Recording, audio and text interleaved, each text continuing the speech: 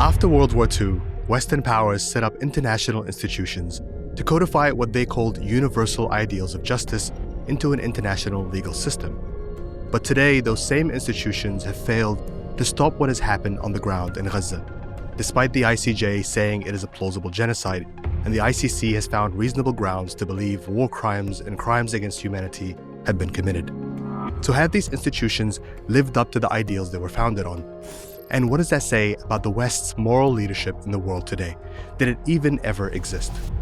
I'm Mohammed Hassan, and this is the Doha Debates Podcast. When a court exists in an environment where the judges are punished personally, their lives are destroyed because they issued an opinion based on law, I would say the court no longer exists. I don't think that these institutions are capable of acting globally. I think they were only ever really capable of acting in a Western Central European paradigm. If we start going back to a concept of integration, peaceful, gradual integration, I think we can establish various geopolitical centers of power. Whatever order needs to emerge cannot be imposed by one party or by few parties. It has to emerge through dialogue. It has to be an inclusive, process. Our question today is a universally agreed upon order of morality and justice achievable within our current international system?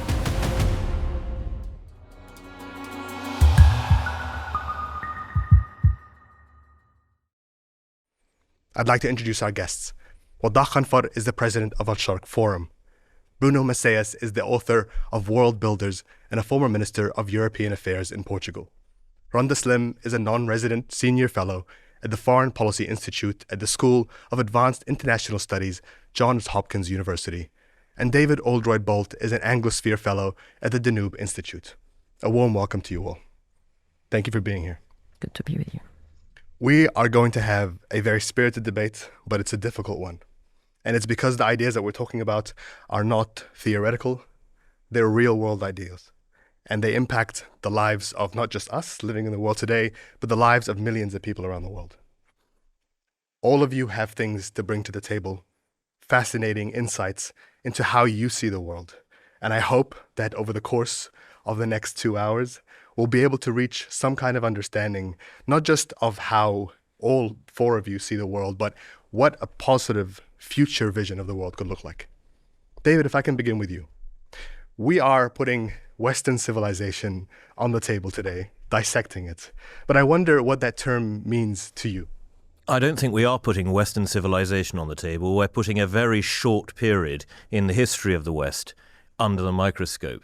Western civilization, as I conceive of it, has existed for 2,000 years, give or take a little. What we're looking at is a period of 70 years in which a particular liberal version of Western civilization, a particularly legally based version of Western civilization, sought to assert its dominance in international law.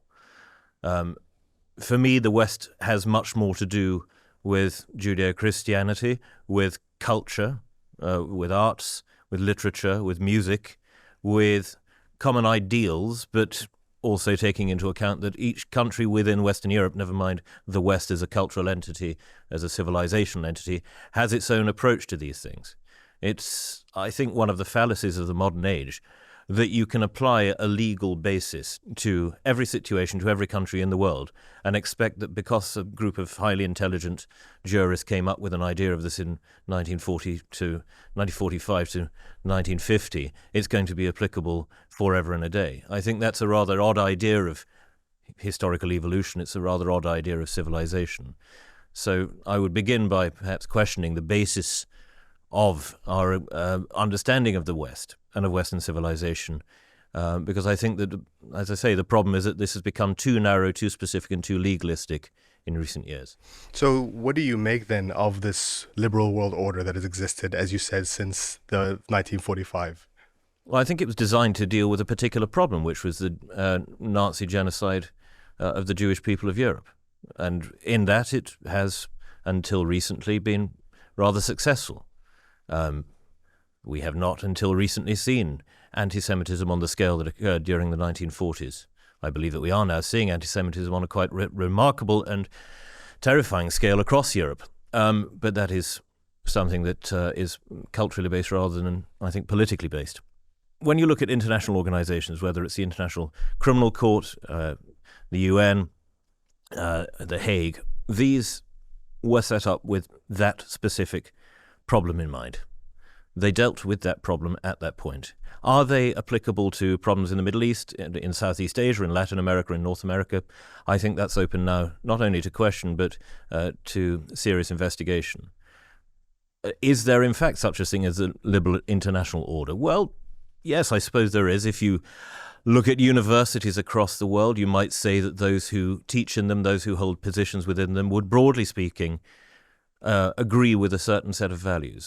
The British sociologist David Goodhart has a very good term for this. There are those who are anywheres, those who feel comfortable in like social situations at any point in the world because they have a certain set of credentials, because they have a certain set of assumptions, and those who are somewheres, who feel rooted to a place, to its values, to its history, and act in a more, or think in a more national way.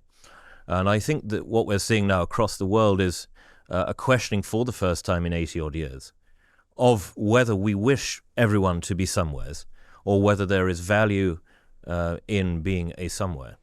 Wadah, what do you make of the West and the Western world order today? Do you think it still holds the same set of values as it did when it put together these institutions? If you are sitting in the West, maybe you would see that there is an evolution of liberal values that were implemented in certain areas. Freedom of expression, democracy, and many other aspects. But if you are sitting somewhere outside the West and looking from outside, or you are a subject of a Western colonialism or Western dominance, then definitely you have another opinion. And this is not new. This is not the last 70 years. This is very deeply rooted in the so-called Western civilization for the last, at least, from 1492, I would say. From the moment that the Spanish decided to go to Latin America, and that is the moment when they were encountering the other in a different format and rejecting the presence of the other, reaching to a genocide, because the concept of genocide is integral in the concept of colonialism.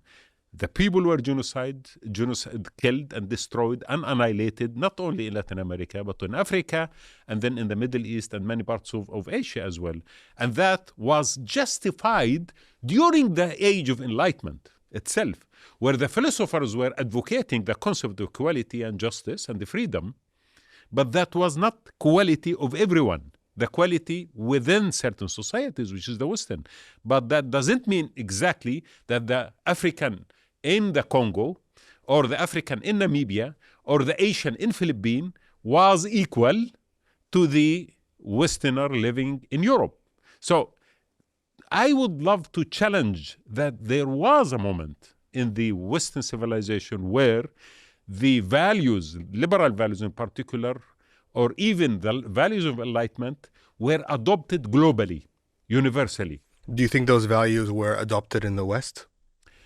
To a large extent, there are moments that it became much better than before, because you should remember that the concept of enlightenment came versus the reality that existed during the Dark Ages. And then later on, there was an evolution in the system.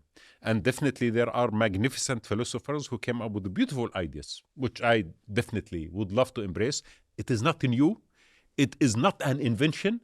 It has been there for a few thousand years before that, but the West has a fantastic possibilities of rebranding everything and claiming it. Because I would say that from the concept of yin and yang in China, to the Persian civilization, to the Arab and Islamic civilization, to the tribes in Africa, the concept of equality, the concept of justice, the concept of many other concepts were actually present. So what happened during the last 300-400 years? The West became the source of these kind of values, rebranded, introduced to the world as Western. But in my opinion, it came actually deeply from other civilizations. And the concept that the West added in that moment is globalization. because these concepts were globalized when they became part of the centers of power, of the ruling elite, when they became a utility for dominance. So it is not something that continued to be value-based. Later on, it became actually a utility in the hand of the powerful. So when I speak about democracy is supposed to be, an evolution of a society that existed in the West. But democracy, when it was exported to us, it was a tool of hegemony, and then a tool of subjugation, and then it is a tool, I decide if you are a Democrat or not. And if you choose democratically the right people in your point of view, and I think they are wrong, then it is not democracy. I could destroy it, and then you are not Democrat, you could be banished. Those concepts became tools of hegemony, and the value in it became minimal. In fact, lately, in this last phase of evolution of liberalism, lately now, even the facade of keeping the decency of having values are not there anymore, because the current status in the world politics does not even care about projecting democracy or values of equality or freedom, because there is an exception made for the State of Israel, which I do agree, from 1945 there was a moment in the Western history where they would like to cleanse themselves from the past of being anti-Semite, because anti-Semitism is not a universal issue. Anti-Semitism is a Western phenomenon, never existed in the East. In the Islamic and the Arab world, for example, the Jews were part of our societies. That moment when Israel later on was given impunity. Once you have impunity for one state actor or one particular nation, what will happen in this case? You could always go and expand that into many other issues. So values should never be divided. The genocide of Gaza was never seen actually to the centers of power, to the ruling elite, as a deviation from the grand values of liberalism. But it was seen by the public. And this is why I argue there are two Wests now. There is the ruling elite in the West who have been utilizing values for their own advantage, and there are the people of the West who are really genuinely hoping to uphold the values. And this is why they demonstrated all over Europe and the entire world in support of Gaza and in defense of the innocent people killed there. I want to bring Bruno in. What do you think of these two versions of the West, the people versus the elites? To some extent, although I think not to the same extent that you defended here. I've been shocked by the position of many elites on Gaza, but I've also been shocked by the position taken by many common people. I remember going on television a few days after October 7th, and the makeup person, this was in the UK, was chatting to me about what happened and said, kill them all, referring to the 2.5 million people in Gaza. So it's not just about elites, it's also about people on the street. Now, these people on the street are subject to an incredibly thick layer of propaganda. And that explains some of these opinions. So I am more understanding of the makeup lady than I am of someone who has access to information, who in fact is trying to suppress information deliberately. Because I know many ministers of foreign affairs talk to me and they say, well, we can't say what we know about what is happening in Gaza because it's not convenient politically. We're under a lot of pressure from Washington and so on and so forth. So there's been a decline, there's been a precipitous decline in our democracies, which in some areas no longer function as democracies. You know, as I said, there is a organized attempt to suppress information, to suppress debate, to punish people who dare to talk about the facts, who dare to give a factual account of what is happening in Gaza. Over these 2 years, the most shocking for me were all the people who told me, you've been talking about this very freely, Bruno, but I can't. I have children, I have a job, I'm afraid. I know you're right, but I can't talk about it. I'm glad you are talking about it, but I can't. Now, obviously, this forces us to think about what the West has become when people are so afraid. And why are they afraid? Because there really is an attempt from above to silence certain aspects of what is happening. Why is there this attempt? In here, I agree with you, because the elites understand that if there was an open debate about what is happening in Gaza, this policy would not be sustainable. It is only sustainable if debate doesn't happen. Because it is true that the vast majority of people, if they knew more about the facts and the reality on the ground, they would not support the current policy. So that's why, in the end, you end up seeing in the West now dynamics that you've seen in many authoritarian regimes, where a certain consensus is preserved, but is preserved by force.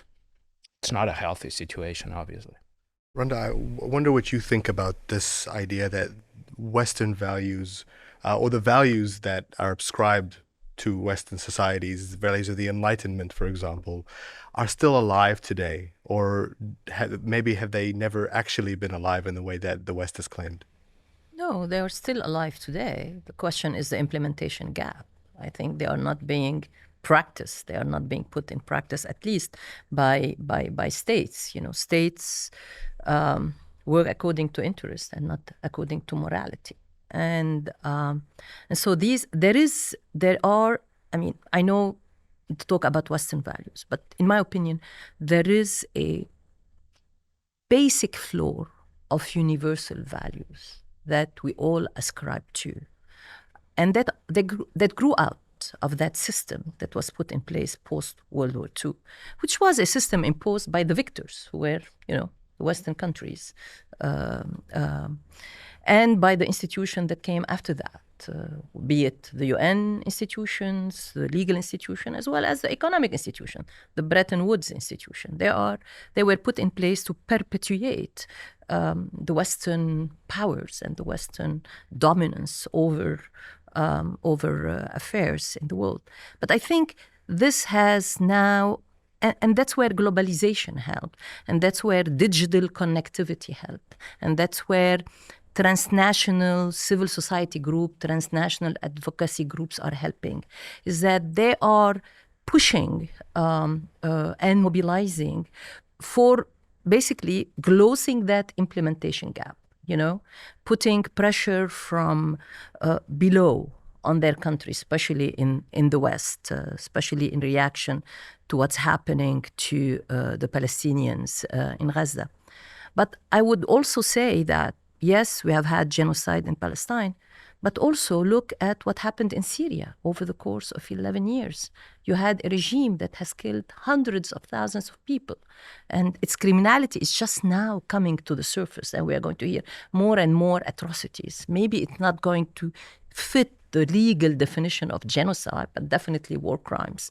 And so I think, and look how we reacted to what Syria was doing and what Bashar al-Assad was putting, especially across the world, by putting this strict sanction regime on Assad, which was supposed to be put, and trying to, prevent him from committing further atrocities, which eventually did not help, except in the end when he was overthrown. And then versus what we have done to Israel in terms of punishing, for its behavior, and whether any kind of sanctions were put there. Now, does it mean that these values on which this international system is based, are they gone, or are they diminished? I don't think so. I think the question is that we have to work on filling this implementation gap. And it's not going to be coming from states, because the international system is no longer state-centric. You have a lot of stakeholders in the international system. You have multinational corporations where you have pressure on them to enact and apply environmental standards, human rights standards across, supply chains. You have international advocacy organizations. You have religious groups. You have NGOs. You have, again, that can work and mobilize and push the implementation of these norms and their translation into practice and policies. And again, you have this digital connectivity, which enables mobilization very quickly by lots of people transnationally around the world. So yes, people are going to argue that these are Western values. But in my book, to be very honest, as a woman who has grown up in this part of the world, the human rights of, which are called Western, of dignity, my right to participation, my right to being represented, my right to, to have freedom of choice over my body. I think these are values for me as an Arab woman. They are universal, and they are not only Western. They should apply to societies and to people like me. And hopefully they will apply more and more in the future. A question we'll have to discuss later is whether our social, political, economic systems still allow for that kind of activism, change, for that self-criticism, because I personally think they don't allow for that anymore. But I guess we'll come back to that. You mean the cost for such activism has become too high? I've seen, for example, in the United States, I gave 2 talks on Gaza in the United States at American universities. I saw the students were very afraid to speak about Gaza. Why were they afraid? Because many of them were kicked out of universities, and having to explain to your parents that you were kicked out of university, that you lost 2 years of tuition, which is extremely expensive, and that in fact you disappointed your parents. And why are you talking about an issue that doesn't concern us? This is what their parents would ask them. But that reveals that even our educational systems no longer allow for free expression of opinion. And then you end up with student bodies that are conformist. But they are conformist because they're under a lot of pressure. So it's not enough to have values. We need to have social, political, economic systems that allow us to express those values.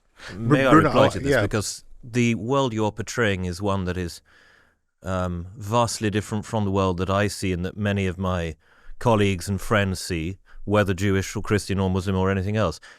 The idea that the elites of the West are pro-Israel, I think, is absolutely for the birds.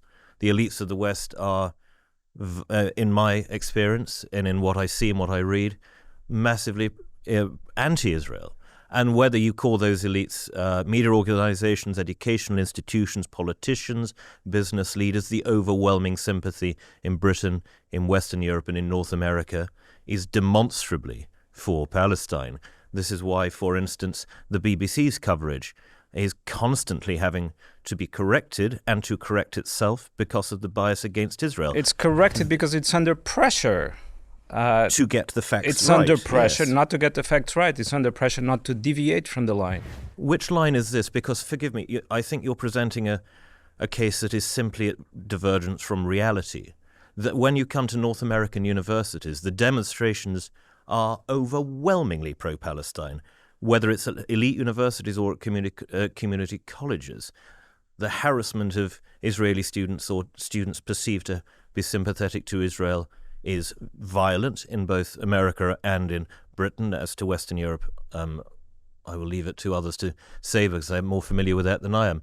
The demonstrations across the West are overwhelmingly pro-Palestine, and not just pro-Palestine, if I may say, but directly inciting a Jewish Let me ask you a very... Please allow me to finish this point. Please allow me to finish this point, because I'm in a minority of one here, so I have to make the case. Not on all issues. On this issue, I believe.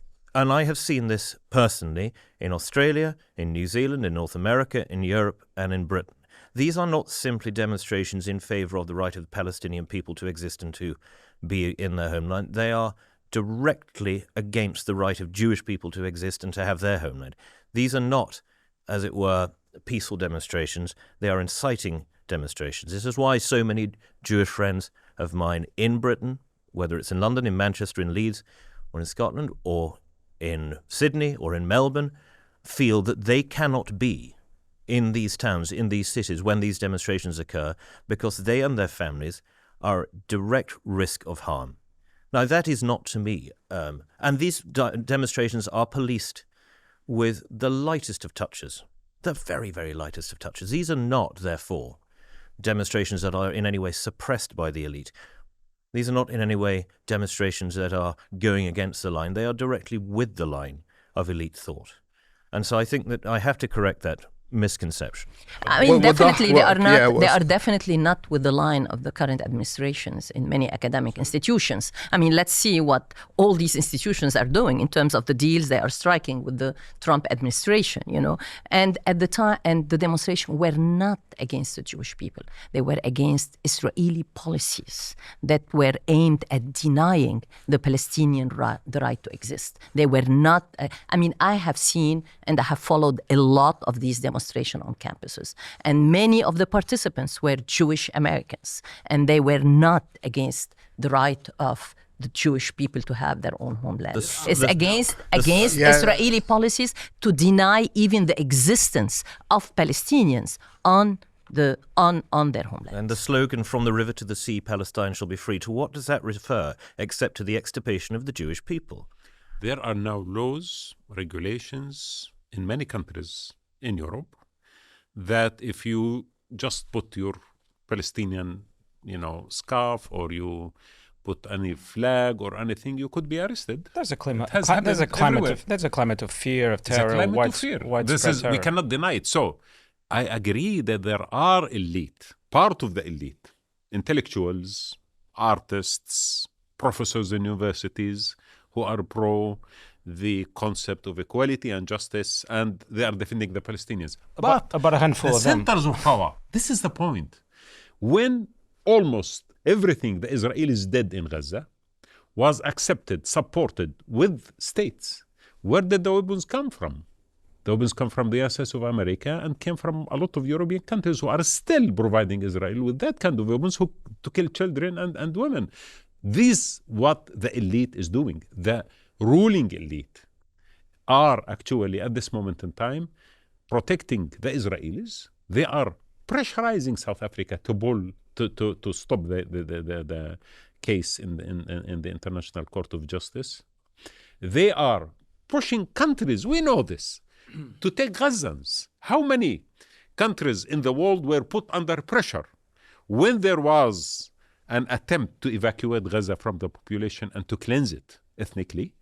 They were asked to accommodate the Gazans so we can get rid of them. This is public. So the issue when you speak about the elite, when I speak about the elite which I mean is the ruling elite who have the decision not only to suppress people who are actually demonstrating for Palestine, but also to reshape every international law that we know of in order to suit the current reality where Israel is exempted from I would not say ruling elites in general. I mean, you have now not a sea change, but the number of congresspersons, the number of senators who are now, who have shifted their opinions, who are against, for example, transfer of weapons to Israel, who are starting to think of conditionalities. These are ruling elites.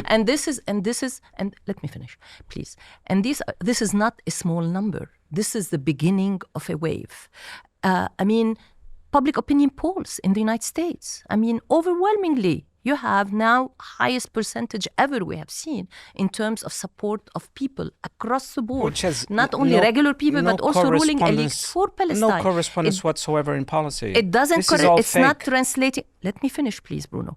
It's not translating into U.S. administration policy. This administration policy. But for example, I'm going to give you a bet.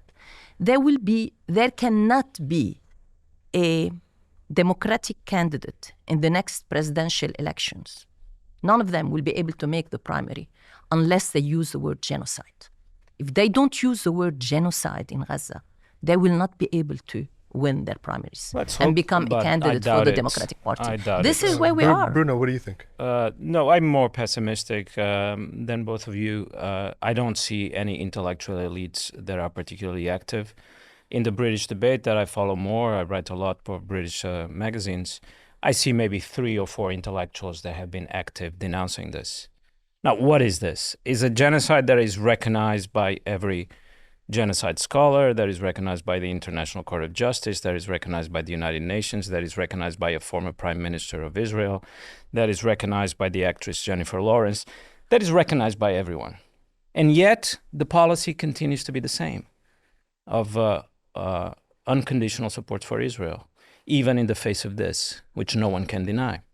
So I'm much more pessimistic. Well, I will deny it because I don't think it is recognized by everybody, and I don't think that there is widespread recognition. Are you troubled by the possibility that you are engaging in genocide denial?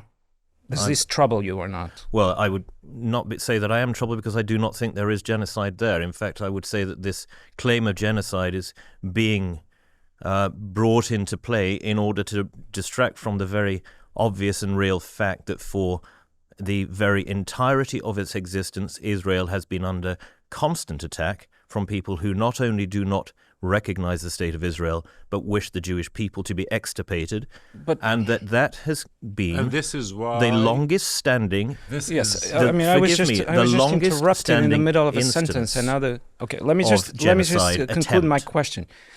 So it's the International Court of Justice. I'm a lawyer, and I have a postgraduate degree in international law. It's not just that the International Court of Justice said that the genocide is plausible. I looked at the jurisprudence. What the International Court of Justice said is that with a high degree of probability, there is a genocide. Every significant genocide scholar, the United Nations, everyone thinks it is genocide. So on what kind of authority except ideology? Because ideology allows us to say everything, on the basis of the principle that it cannot be genocide. In the British debate, this has been very typical. There are people who start from this sort of ideological principle that Israel cannot commit genocide. And then it doesn't matter. Everyone can say it is, every credible authority.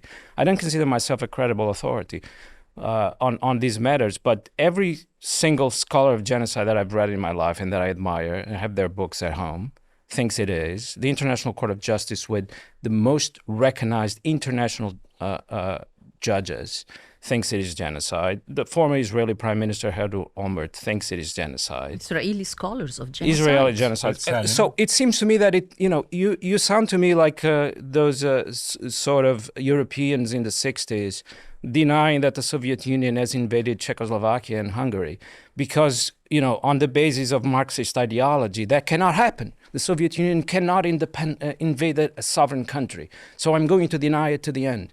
And you're starting from the same principle. Israel cannot commit genocide, so I'm going to deny it. That is a calumny. That is a calumny, which I reject entirely.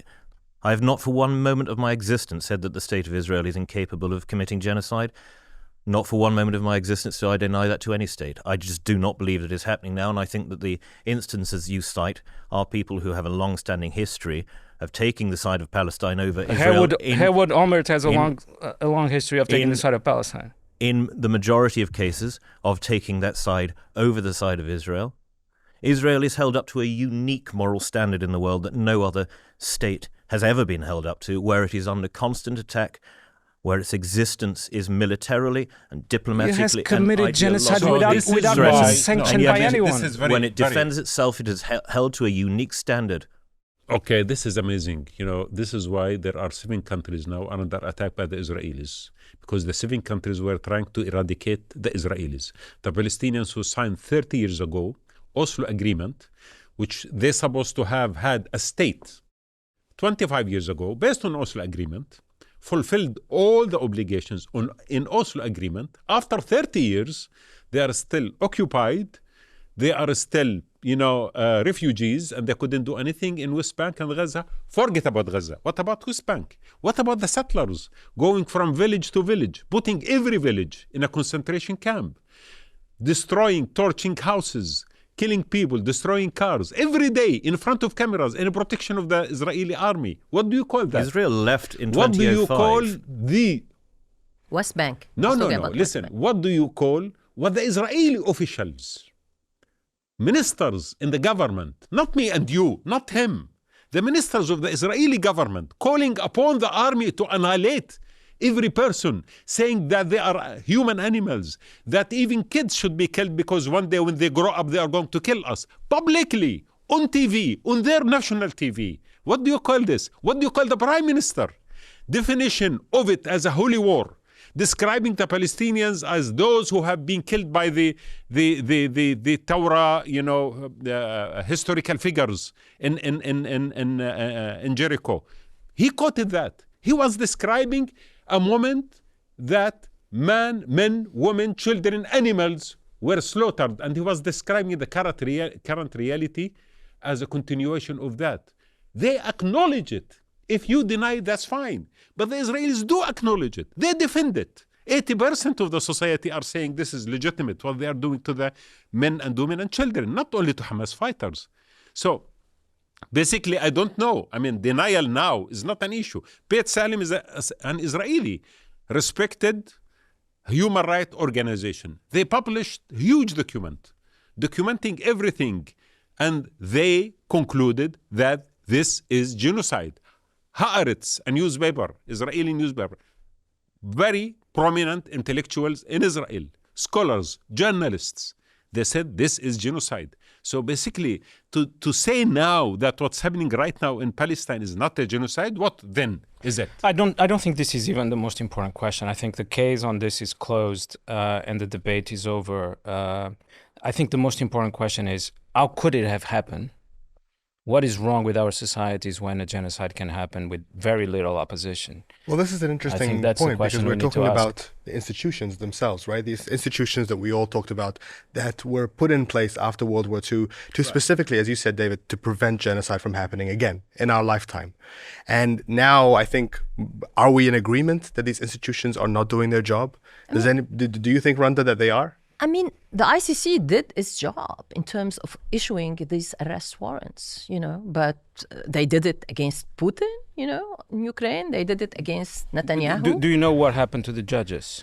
Yeah, of course. They cannot open a bank account. They cannot buy a plane ticket. I mean, they cannot buy a Netflix movie. No, but his question was different. Their lives have been turned into hell. Bruno. But about the institution itself, right? His question was not what happened to their choices. Did they do their job? No, that was the question. No, but this is very important. My answer was, yeah, they did their job. But this is very important because for me, a court cannot be just three judges issuing an opinion. A court has to exist in a legal, political, social environment that allows it to work.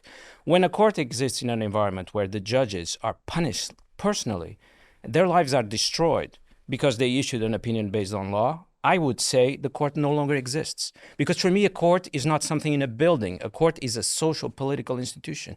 As a social and political institution, it doesn't exist anymore. It's subject to devastation by political authoritarianism. No, but these are different times, unique times. It doesn't mean that the court should not exist. I mean, these times are going to change. We are not going to be stuck with these times forever. It will get worse. Well, no. Well, I'm a bit more hopeful about humanity. Okay. And partly, I'm a bit more hopeful about the youth. I'm not hopeful about my generation. My generation is lost. I'm hopeful about my niece's generation, my nephew's generation. These are the people who went into protests in universities. When you listen to some of their arguments on TV, I am just blown away by how much time they have put in articulating those arguments, in thinking through these arguments. Let me just clarify. These are the next leaders. These are the future leaders. These are the next judges. These are the next senators. Let me just these clarify are the next to the audience congressmen. that the judges have their lives destroyed because they're under sanctions by the American by the United administration. States administration. In case the audience doesn't that includes know the prosecutor, the chief prosecutor, and as well as includes both of the deputy prosecutors. Includes the three judges in the pre-trial chamber. I get it. One of them is French, for example. I get it. You have students who have lost their right to graduate because of their role in demonstration. Did they give up on those values? Did they give up on those opinions? No.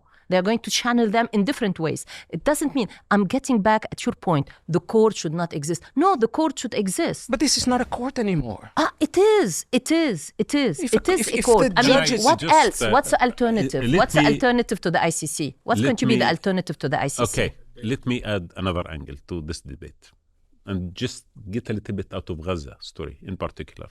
In my opinion, why I'm not hopeful that the international order built after the Second World War is going into a decline consistently, not actually only because of Gaza and the current situation. It is because the order is becoming a constraint on international power, especially on the Americans and the Western powers in general, while you have a new competitor called China. So the order itself was European order, Western order, European American order. Now there is a newcomer called China. Now, when you have a newcomer, you are trying to stick to the old order with centrality and hegemony of power. And I think right now China is challenging that. This is why international law is not going to be upheld, because I don't think America would love to see that international law implemented. And it is not the first time, by the way. It's not only Gaza.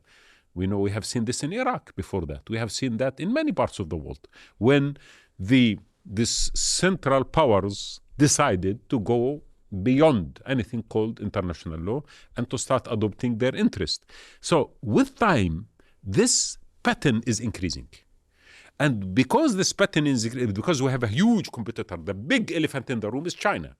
And I need to restrain China. I need to put whatever rules that could prevent China from becoming a competitor in that stage, in that level. So therefore, this law is not, this order, these courts, the maritime law, every law is not important for me at this stage, because I am in an existential war in order to maintain supremacy over the international order.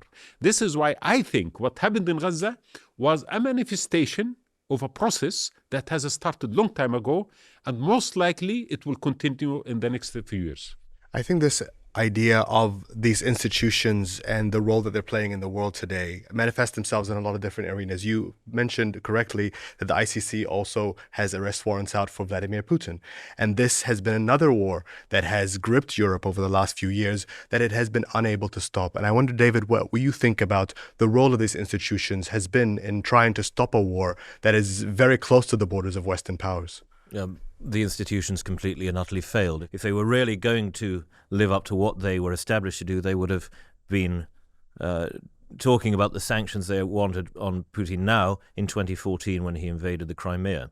And they would have spent the past 11 years trying to restrict Putin as greatly as they could, economically, legally, and so on. As to the point of China, I think this is fascinating. There is a genocide that by all international standards, which we are going to refer to here, going on there now with the genocide against the Uyghur people. And yet I don't remember the last time the International Criminal Court tried to arrest Xi Jinping. This is a planned genocide. This is a genocide that is going on scientifically with the sterilization of these people. They're herding into camps, everything that we would recognize as such, and yet it is remarkably unremarked upon. Why do you think that is?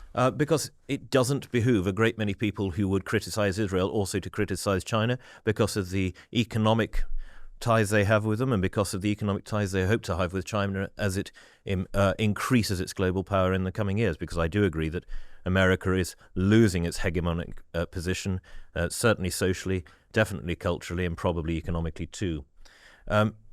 I don't think that these institutions are capable of acting globally. I think they were only ever really capable of acting in a Western Central European paradigm, that the limits of their power, their fallibility, has been shown repeatedly, not just in the case of Israel and Gaza, not just in the case of Russia and Ukraine, but as is mentioned in Iraq, as is mentioned in Sudan, as is mentioned in Syria. These are not globally possible institutions, because I don't think globally possible institutions are possible fundamentally. Bruno, do you think it was a mistake to even attempt to put together this international framework for legal and just jurisprudence? It was an attempt. I think it was a fair attempt to create universal norms, universal institutions. It failed. We're not the only civilization that has attempted to create those kind of institutions. I think it's a noble effort. Conditions were also not in place. I think perhaps only now you have the economic and political conditions for a different world system, because only now do you have a more distributed power structure in geopolitics. So perhaps in that sense there is some hope for the future. With the rise of India, of China, of Indonesia, of Brazil, you'll have a structure of power that will allow for universal principles to develop. Clearly, after World War II, they were enunciated in theory, but they were never implemented in practice. But still, there were moments. There were moments when we seemed closer to it. I'm now 50 years old. In my 20s, in my 30s, I think I saw some nobler efforts to do that. And look, even on the question, I don't want to return to the question of Palestine, but even on the question of Palestine, I still remember the United States having a slightly more balanced position. It was never balanced, but not as unbalanced as it is now. James Baker, Ronald Reagan, they, even Palestinians themselves talk of James Baker as someone who could understand their position. James Baker was, of course, under a lot of pressure from the American political system, but still, he knew the Middle East, he knew the region, he understood the Palestinian, the Arab position. So I think even within these 70 years, what we have now is a complete collapse. No, let me put it this way. We used to have hypocrisy, but hypocrisy is not that bad. Hypocrisy, as La Rochefoucauld said, is the tribute that vice pays to virtue. Because if you're a hypocrite, you are still trying to pretend that you believe in principles. But now we no longer have hypocrisy. In today's world, even hypocrisy has collapsed. You have, for example, and I won't even mention Trump. Joe Biden said when the ICC warrants were issued against Netanyahu that this is outrageous. The same Joe Biden that has praised the warrants when it was Vladimir Putin. So Joe Biden didn't even pretend to accept the legitimacy of the International Criminal Court. We're now in such a shameless moment that even hypocrisy is impossible. Just like the brute force, the fact of brute force is recognized and accepted and nothing else. So let me put it this way. I think even though the existing order never reached to the pinnacle that it aspired to, what we have in the last decade is a collapse and a fall from that. We're even at a lower point, a lower level than we were 10 or 20 years ago. Randa, would you agree with that assessment? Partly. I think we have a collapse in the credibility of the international rules-based order, for sure. I mean, the split screen pictures of what the international community, especially the West, including Biden, is saying about Ukraine versus what he's saying about Gaza, what European leaders are saying about Ukraine versus what they are saying about Gaza. I mean, those double standards are definitely have led to a collapse in the credibility of this order. But I'm not ready to give up on it yet, partly because I have not seen any of the challenging powers, including the big global South or China or Brazil, or many of them, present alternatives to this system. Yeah, that's fair. We have a normative fragmentation, but we don't have something to replace what exists today. And I don't see us getting anywhere near some kind of a consensus on a system that replaces what exists today. So I'm a pragmatist, I'm a realist. Let's fix what exists today. I mean, it's not all that bad. There are, again, those protesters from the United States to the UK, to the Arab region, to Latin America, who were protesting the genocide in Palestine, ascribed the same values, irrespective of the traditions they came from, religious tradition, cultural traditions. And those are the same values that undergird and underpin the system. You saw... Again, implementation gap is different. Again, the institutions are not living up to what they are set up for. But until I see real alternative being put in place, and not only alternative, until I see the possibility of alternatives being put in place, given the polarization that exists today in the world order, I think we have to work with what we have and try to fix it. The world order definitely right now is going through transformation. And the world order does not shift overnight. It will take time. And to mature into a new institutionalized order, that needs even much more time. So, yes, I agree at this moment in time that the global South, BRICS, China, Russia, whatever it is, everyone is projecting certain kind of ideas, certain kind of approaches. But with time, the failure of the Western-centric approach is going, without doubt, to generate the necessities in order to establish something new. and that will be painful, is not going to be peaceful, is not going to be happy. Maybe And why I say that so, because look at the pattern. I mean, the issue is from the collapse of the Soviet Union, we have reached to the end of times and the end of what do you call it? End of history, and the last man. Okay, so since that moment until today, look at the curve, how these institutions have been declining. When the Americans decided, to bomb Iraq and Afghanistan and to start that war, in my opinion, the overreach and the utility of that hegemony has accelerated the decline of the American power itself.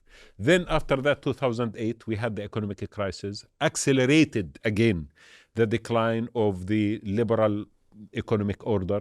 And then we had Corona, accelerated the decline of globalization. Then we have Gaza, accelerated the decline of the values and removed the shroud of decency that was actually. So in my opinion, we are moving from one stage to another consistently. And that tells me that eventually there will be no vacuum. Yes, now there is turbulence. There is lack of certainty. There is ambiguity. But in a moment of time, forces will come together to establish something much better. Just one sentence. I mean, if you want to see good news and sort of bright spots in the current moment, I think what happened between the United States and China this year, 2025, is quite hopeful, because you saw two countries that could very easily have chosen the path of increasing conflict and confrontation, but they actually reached a temporary and precarious arrangement, but it's a balanced arrangement. And what encouraged me was the realization by both China and the United States that they depend on each other. So I think the whole project of decoupling actually collapsed in 2025. The United States realized that for 10 or 20 years it will need China for lots of things, but particularly rare earths. China realized that it can't quite thrive without the American market. It's not ready to give up on the American market. And so you have this already on May 12, and then the recent meeting between the two leaders. I think it may be the beginning, the embryo of new arrangements for the future, if I want to sound optimistic. David, let's bring you back in. Are you hopeful about this idea that we might be leaving a hegemonic rule of the world by the United States and entering something that could be a lot more multipolar? Not if it leads to China being held up as some kind of moral authority, I'm not. Because I think it is very clearly one of the most evil actors on the world stage. And the idea that it isn't is a sort of moral relativism with which it's simply not worth engaging.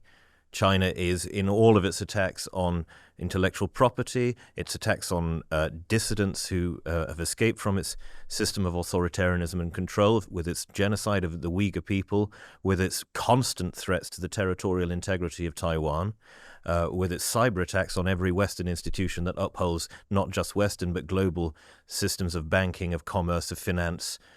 It is very obviously, I think, the greatest threat to global peace. And so if what we're seeing is a move away from... my position is clear. I don't think that liberal globalism works, but if it is the least worst option for if there is to be one standard of morality across the world, or one standard of legal practice, or one standard of political practice. But if what we're seeing is a shift from that to appeasement of China, then I'm not at all hopeful. So in fact, I'm desperately worried. So if liberal globalism doesn't work, then what in your mind is the alternative? Are there any alternatives? Yes, you return to what we had until probably 1914, and which by and large worked perfectly well, is the acceptance that different regions, different nations, different polities have different ways of approaching things, and you, broadly speaking, leave them to those things until there is a point at which they come into absolutely existential conflict. And I don't, for instance, think that 1914 was one of those inflection points. I think it was a tragedy for Europe that it was seen as one. At which point then you reach an international consensus, and there are ways and means of doing that. But I fundamentally disagree with trying to impose morality upon nations, upon areas which have completely different histories, completely different cultures, completely different ways of thinking about religion and the world and so on. Do you agree with this, Bruno? Yeah, but I was wondering how the two halves Exactly, there's of what you just said are compatible, because you just said that Because China is an inflection point, as I said, unless there is an inflection point, and I believe this to be one. So now China, I'm the last human being to defend China, because definitely the issue of the Uyghur, the issue of authoritarianism, I can't argue against that. But the issue is, China never claimed that its order, which we don't like, inside China, should be the universal order, for example. So the concept, why we in the Middle East, for example, or in Africa, wherever it is, are really anti the American hegemony, because it has been imposed upon us. We have been forced to embrace it. We have been forced to accustom to it, to become our own system. When we speak about our regimes that have dictatorship, it was installed by the West, protected by the West, yes, including those who have committed massacres or genocides, whatever you call it, in our territories. Democracy systematically over the last 40, 50 years in this part of the world has been utilized in the hand of the Americans. Whenever there was a hope, like the Arab Spring, for example, to do something, immediately would be sacrificed for the sake of security, especially the security of Israel or the security of the Western interest in the region, or oil, or whatever it is. That is my problem with the model. The Western model, in its values, magnificent. No one could argue against equality and justice and freedom. The issue is, how do you use that and export it in a form of forceful policies that maximize the Western interest, minimize the interest of the nations that implement these policies. China never imposed on us their lifestyle. They have their own style, they have whatever they are doing in their country, but they will not come to us and say, you need to implement this authoritarian system, otherwise we are going to put you under sanctions. This is why I don't see China a threat to the global South, for example, but I do see that the American foreign policy is a threat to the stability of the global South because of that hegemonic nature. I have problems with what you both said. And one is your first point about not going back to 1914. I think Google gets to differ with you. I mean, we are not going to go back to that. We are not going to go back. I mean, we are moving into a totally different, directions where all these lines that divided us, are going to be eventually overcome. And again, it's not going to be in my lifetime, but this is not the trajectory. This is not the trend, what you are talking about. I think the trend that we are talking about is really, eliminating those boundaries, and in my opinion, it's good for humanity. What AI can do for the improvement of healthcare is just amazing for discovery. I mean, and the more, the better of this kind of science to really, eliminate any kind of boundaries that exist between us. Now, and maybe you did not imply that, Wadah. Yes, U.S. using democracy to impose its will, but this should not say, or this should not undermine the usefulness, the meaning, the importance of democracy in our part of the world. And so I agree with you. Arab Spring, it was something that, but also the U.S. did not interfere to undermine the Syrian revolution. Assad killed his people, not with the help of the U.S. The U.S. did not intervene to undermine what happened in Yemen. It intervened in Libya, under the R2P doctrine to help, the insurgent against Gaddafi. And then as a result, we had the consequences that happened. And since then, R2P has become, a dead doctrine in a way. But my point is that let's not throw values or systems like democracy just as something that the West has imposed on us. It's something that we want as part of this world. We want that. Democracy was not invented we died for that, by the West. And we fought for that. No one argued against it, of course. Yeah. So it's not, again, it's not U.S. foreign policy that killed Syrians. It's not. But the concept of division, fragmentation, and decay of our political systems that led to the fact that there is no democracy in our part of the world was over 30, 40 years mentored by the Western powers. And this is the problem. Most of these regimes were friendly to the Western powers. And in this case, they were empowered by a foreign legitimacy rather than by a local legitimacy. And this is when they killed their people, they felt that they could easily, be protected. And that is my problem with the system. The system mentored these people and allowed them to exist. We are the last region in the world where it is the least democratic. I mean, Africa became much more democratic than us. Asia is by far much more democratic. Latin America. But why? Because we have heavy international interference. Too much. We were not allowed to evolve naturally, organically, to develop our own concept, system, legitimacy, tools, institutions. Always the intervention is trying to mold reality based on the Western interest. In the past, it was colonialism, direct one. Then oil came and it became a major issue, priority for the Western, foreign policy. Then Israel became a central issue, and the matter of security. So, unfortunately, I cannot say that the West was neutral in the current reality in the Arab world. But neither the Arab region was not complicit. Leaders. This is true. That's what I'm saying. Yeah. I mean, the divisions are there, and the West has mined them and exploited them. But the divisions are there. They have not created them. The division was there for many reasons. Okay, well, this is also another issue. Because I cannot just but mention it.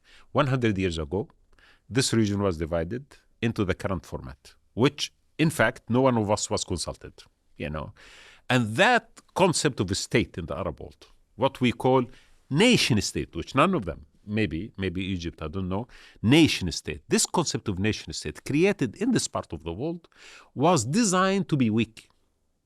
Most of these states cannot on their own, individually, establish proper prosperity, economic prosperity, or even security. And because of that, we have weak states.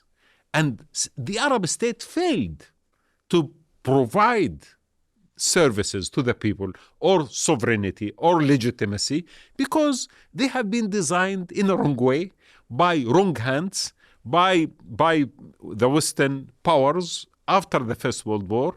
And since then, we did not see stability in this part of the world. I know, but the sin of design should not be staying with us for more than 100 years. Of course. And that's what the peoples of this region This is why I argue that we need an alternative order in the region whereby we have integration that could empower us to regain our legitimacy. It's the least and power. regionally integrated. Absolutely. I mean, it's the least integrated region in the world. Africa is more integrated than the Arab region. Absolutely. Yeah, that's good. Yes, but the idea, forgive me if I may, on an early point, the idea that Africa, certainly sub-Saharan Africa, has functioning democracy, I think is questionable at best. It has. He did say more functioning democracy. More functioning, but I think it is. I have greater hope that this part of the world will act in a more democratic fashion, and certainly in an honestly democratic fashion. Unfortunately, we have in years to come than I do about Africa. Oh, I hope so, but when I look around and I see at least 4 or 5 civil wars taking place in our countries, still, and we have failed states almost everywhere, and where democracy is not mentioned even theoretically, not by anyone right now. You remember some time ago the word democracy was given to us by the West as a necessity for development, as a criteria for aid.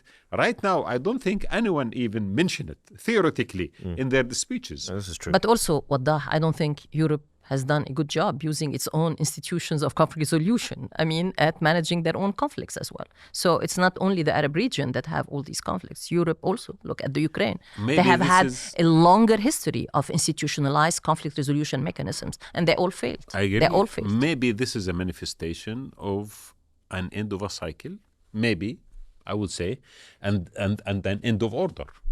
And always, I would like to bring to your attention something important. The last 5 or 6 orders, world orders, basically, if we would count, were Western. They were distribution of power within the Western system itself. Right now, this new world order, if it emerges in the future, is not going to be entirely Western, because I think middle powers are becoming much more active. China, of course, is not European. So that kind of anxiety of abandoning something for 300-400 years right now is going to create ramifications. And this might lead to sacrificing certain kind of principles where the West was theoretically at least upholding it as pillars of the existence of the civilization. Such as what? Democracy? Democracy is one of it, yes. Free markets? When I see the current reality in Washington, you can't blame me if I say, you know what, democracy is doubtful right now. If I say the rule of law. But the United States have election. In 3 years, things might change. Many governments in the West, especially in the Americans, are ignoring court cases, court orders. Yes. When I see the Americans, hoping to subjugate Venezuela for a reason or another by sending forces, there are things happening which definitely cannot be described as normal, state acting. This is not normal. What's happening is, I agree with you, what's happening is not normal, but also we are not doomed to its existence forever. There will be elections. Next year there will be elections. In 2 years after that there will be elections. And things can change. And we have seen that happen, administration after administration. No, I mean, the US never had consistent foreign policy. Never, ever. If the phenomena that are happening in America were happening in Pakistan or Iraq or Indonesia, those countries would be described as basket cases. They would be described as authoritarian basket cases. They would be described as crony capitalism. We are too tolerant of what happens in America because... Why? Why are we? I mean, Americans are not tolerant of what's happening to them. Which phenomena do you mean specifically?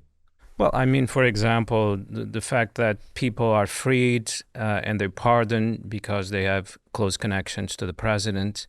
I mean, for example, a TV interview where someone asks Trump, is P. Diddy going to be pardoned? And he says, maybe not because he said some bad things about me.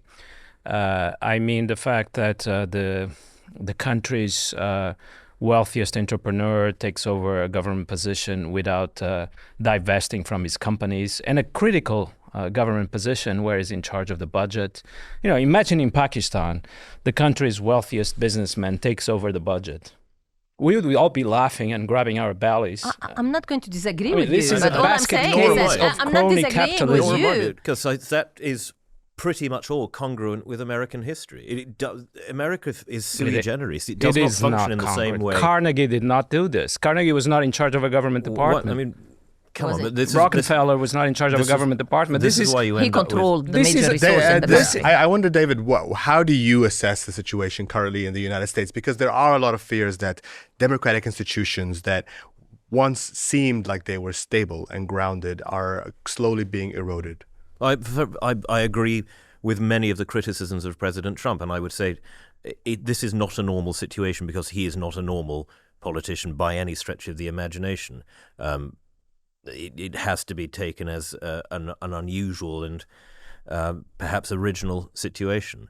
I agree with the fact that he is obviously not committed to free speech, because look at the way he prosecutes his opponents while, as it were, raising up those who praise him to a sufficient degree.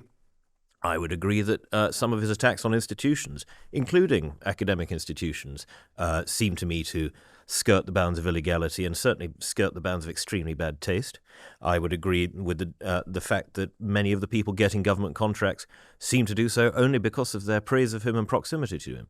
So I'm not at all blind to criticisms of President Trump. And actually, as a Briton, one of the things I'm happiest about is that I don't have to make a decision at the ballot box between Trump and whoever his Democratic opponent happens to be, because that to me is casting yourself what you into just described are the fundamental impossible traits of a first, an authoritarian regime, and second, a non-market economy. So are you ready? I don't believe it is an authoritarian regime. I believe that it is inherent in the American political system that these things are possible. They have occurred before, perhaps not to the same degree, because when you invest a president with such power and essentially with the ability to circumvent democratic systems, as he has constitutionally, then it's always inherent. But I don't think that's per se authoritarian. It's not a market economy. I agree with you entirely there. There's been an interesting trend in the... But how does that affect the way we look at the world. So what is the West now if... But America is not the West. Exactly. America is one facet of the West. Exactly. And it's one... No, but it should be outside the West by your description. It's a non-market economy and it's an authoritarian regime or a regime with authoritarian tendencies. It should be excluded from the West, or what does the West represent I think then? much of the West does exclude America, certainly culturally and politically. I would say that there is much more in common between Canada and Britain, and Britain and Australia, and even Germany and Britain than there is between America, which is an elective monarchy, an elective absolute monarchy at that, in many instances, than between fundamentally democratic countries. And to conflate the two, I think, does a disservice to actually democratic countries, which function in an actually democratic way. All right, I think this is clear evidence of the decline of the West, because we're breaking it apart, and one important limb of the West over the past 100 years is now falling to the side. What's the role of Europe in preventing this decline? I think, I'm a conservative. I like diversity. I don't like this world that has only one color. So if other civilizations are rising, that makes me very happy. And I think Europe has to find its place within this chessboard. If India becomes the India of 1,000 years ago, I will be very happy. If China becomes the China of 1,000 years ago, I'll be very happy. I, by the way, don't think that the West invented democracy and human rights and tolerance and religious tolerance. I think these values are always present in every civilization at its height. It's the height of its powers and development. They all have these traits. You go at the Ottoman Empire, at the height of its powers, you find religious tolerance, you find democratic institutions, you find free speech. And every civilization, including the West, when it's falling, becomes authoritarian, it becomes sort of closed-minded, becomes repressive, loses its curiosity about the world. So this is the rise and fall of civilizations, which is also a source of hope, because even when things look dark in one part of the world, there are other parts of the world that are rising. Wadah, I see you nodding there. So you asked, what about Europe? There are two levels, of course. There is a geopolitical power level, which I see right now that there are two Wests, definitely, because the Americans are slowly withdrawing from the consensus, which has controlled the system for the last 70 years. The NATO is much more weaker. The definition of the protection of the West, by say, is actually now declining, definitely, by the policies that Trump is implementing regarding Russia, regarding the current crisis which we are talking about in Crimea, in Ukraine. So that is definitely true on geopolitical level. But I would like to ask another question. When we speak about the West, traditionally we speak about Europe. The philosophers, the ideals, the enlightenment, the art, the music, everything emerged in Europe. I mean, America is a latecomer to the concept, and they adopted the values that was generated in Europe. Right now, I am doubtful whether the current Europe that I see is capable of continuing to generate or to renew or strengthen again the values and the concepts that existed in the pinnacle of the European power. So that is the issue. David, what do you say to that? Can I say something? I think it's probably unlikely because the Europe that existed then is not the Europe that exists now. It's not least in demographic terms. It is a much less educated place. It is a place of much wider, how best to put it, a demographic makeup, put simply. And therefore you're not going to have the same concentration of ideals, the same concentration of education and of thought that you did have in, for instance, the Enlightenment, or up until the First World War, when still I think Europe was the most extraordinarily exciting intellectual climate. Look at Vienna between, say, about 1895 and 1910, 1914. It's just not that world anymore. That world ceased. That world destroyed itself in a completely unnecessary war, which embroiled the rest of the world. And the elite that formed those thoughts, that wrote those books, that wrote those symphonies, that painted those pictures, that created those sculptures in an act of extraordinary harakiri, just ceased.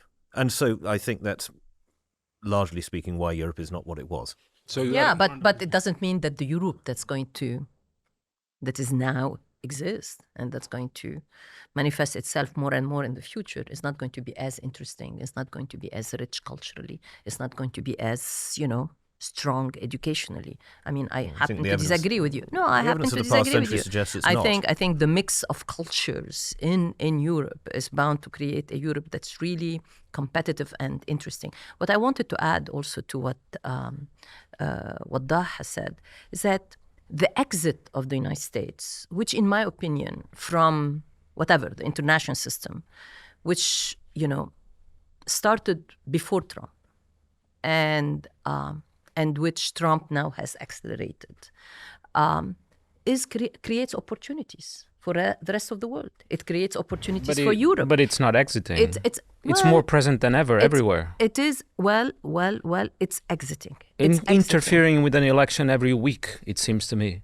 Honduras is the most recent one. It is interfering in election, yes. But in terms of basically using its military power, and that's what I mean by exit, using its military power. That is also every month. Venezuela will be this month. Yeah, you're right. But I think there is this trend that, look at the national security doctrine that was just put out. Where does Europe happen? It's paragraph number 3. Middle East, paragraph number 4.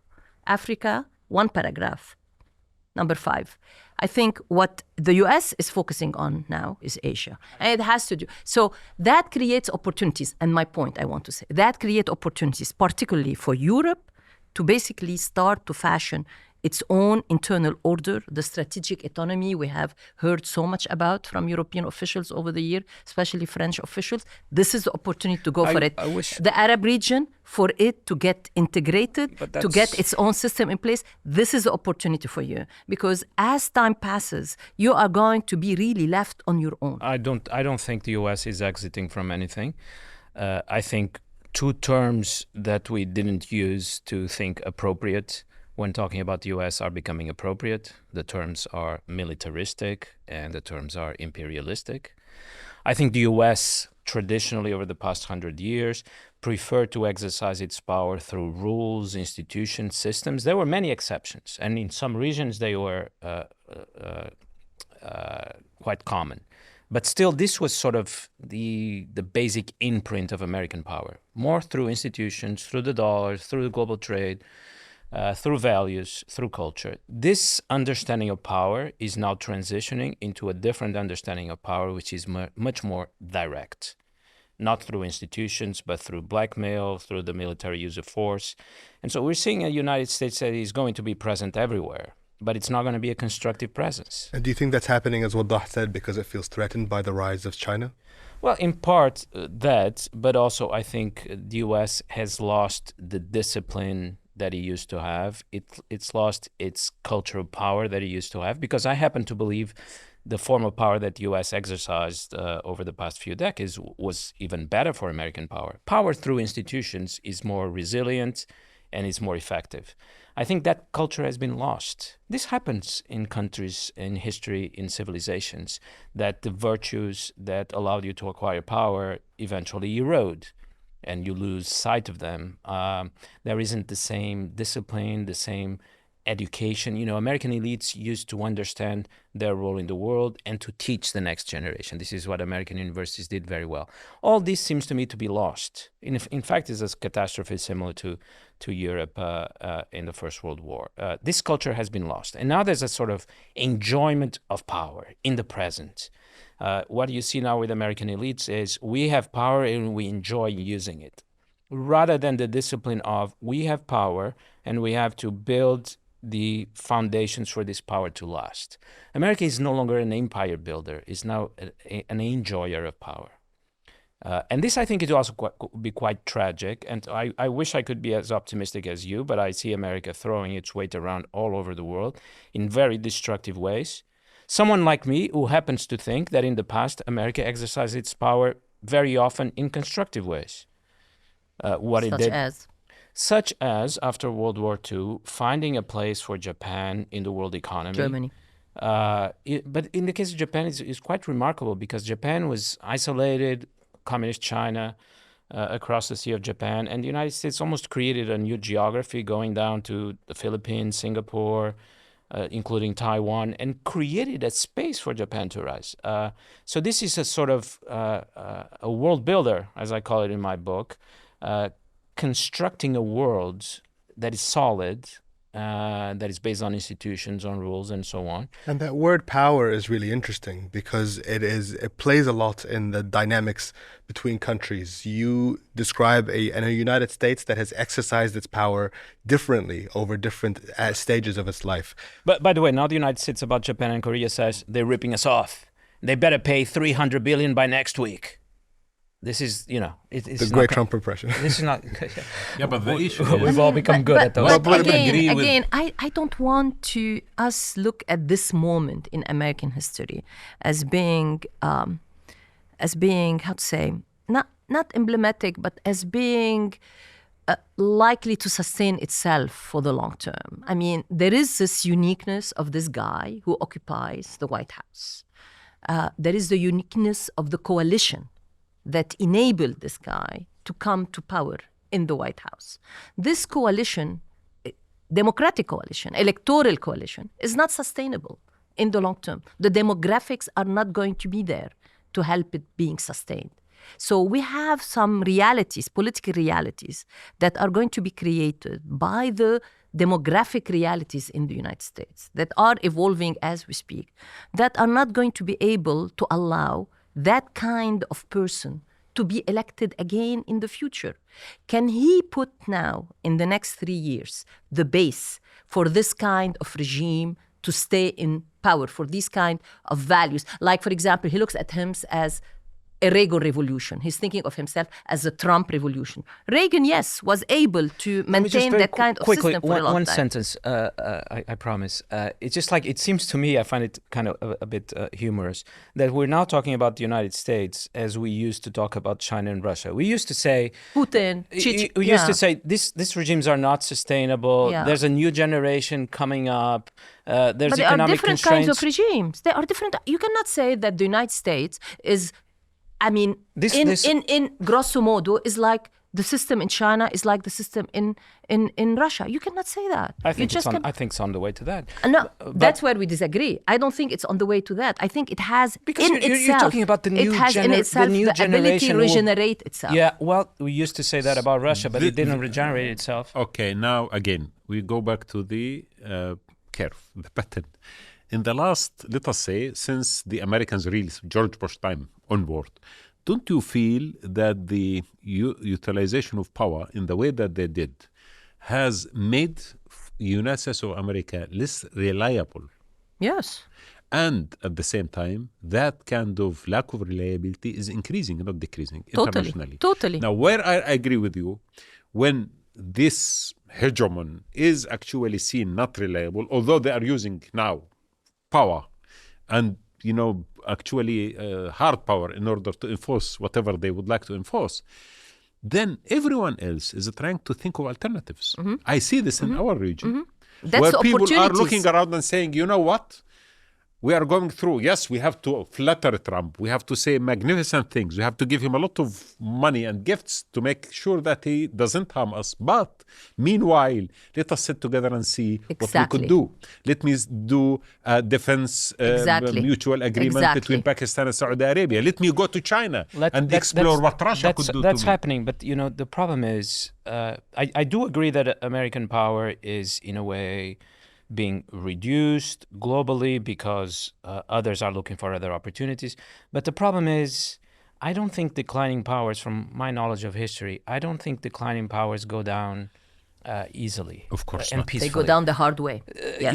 It's the sentence, you go down fighting, and you go down in anger, and you go down in rage. So what concerns me is that I see many people that think, American power is declining and America will accept its reduced role. I don't see that trajectory at all. I think as American power declines, it will become more violent, more aggressive, and obviously this is something to be very worried about. We already see those dynamics. It's precisely because America senses its power flowing away, that it's reacting in the way it's reacting, which contrasts with America in the past. That leads me to earlier conversation that you had on the issue of China. I am not optimistic that the current agreement done between Xi Jinping and President Trump is sustainable given that trend which is happening right now.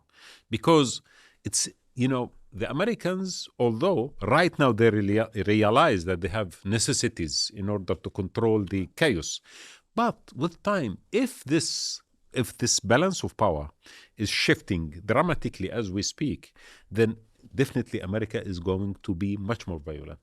And in this case, they need to do something about China. And in this, China has to protect itself again. And then, the current build-up of force, which I see in the South China Sea, the Chinese spending billions of dollars developing their arms. This is amazing. The Chinese have never projected their power in the way that they did this year.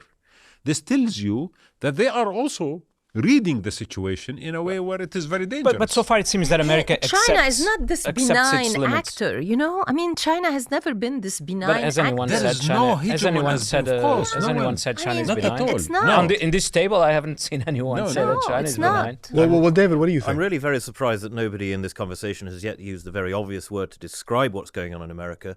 It's decadence. This is what Gibbon describes. We can agree on that. And this is where I'm going to disagree with you about nations going down fighting or vociferating, because I think this is what we saw occur in the Roman Empire. This is what we saw occur with the Byzantine Empire. This is what we saw largely occurring with the Ottoman Empire, with a couple of exceptions towards the end. They become so great that they cease to really think about what created their greatness, and then from the edges they disintegrate. And I think this is very clearly happening with the United States, just as it occurred with Rome, with first the partition of East and West, and then the invasion over 200 years of the Goths and the sack of Rome. But there was great violence in that decadence. But Rome ceased to project that violence. There was internal violence, I agree. And this is what I do worry about in America, is that the rate of internal violence will increase as the rate of external reach decreases. This is, look at the Ottoman Empire, where you have the two Balkan walls, while essentially power is retreating. I think America has reached such a pitch of cultural, political, and economic domination by 1989 that it ceased to reflect upon why that had been the case. Its rise was enormously fast in historical global terms, so I believe its decline will be equally precipitous. And that is what we should really worry about. Because into that vacuum, as Chesterton said, nature abhors a vacuum. In the absence of God, men won't believe in nothing, they'll believe in anything.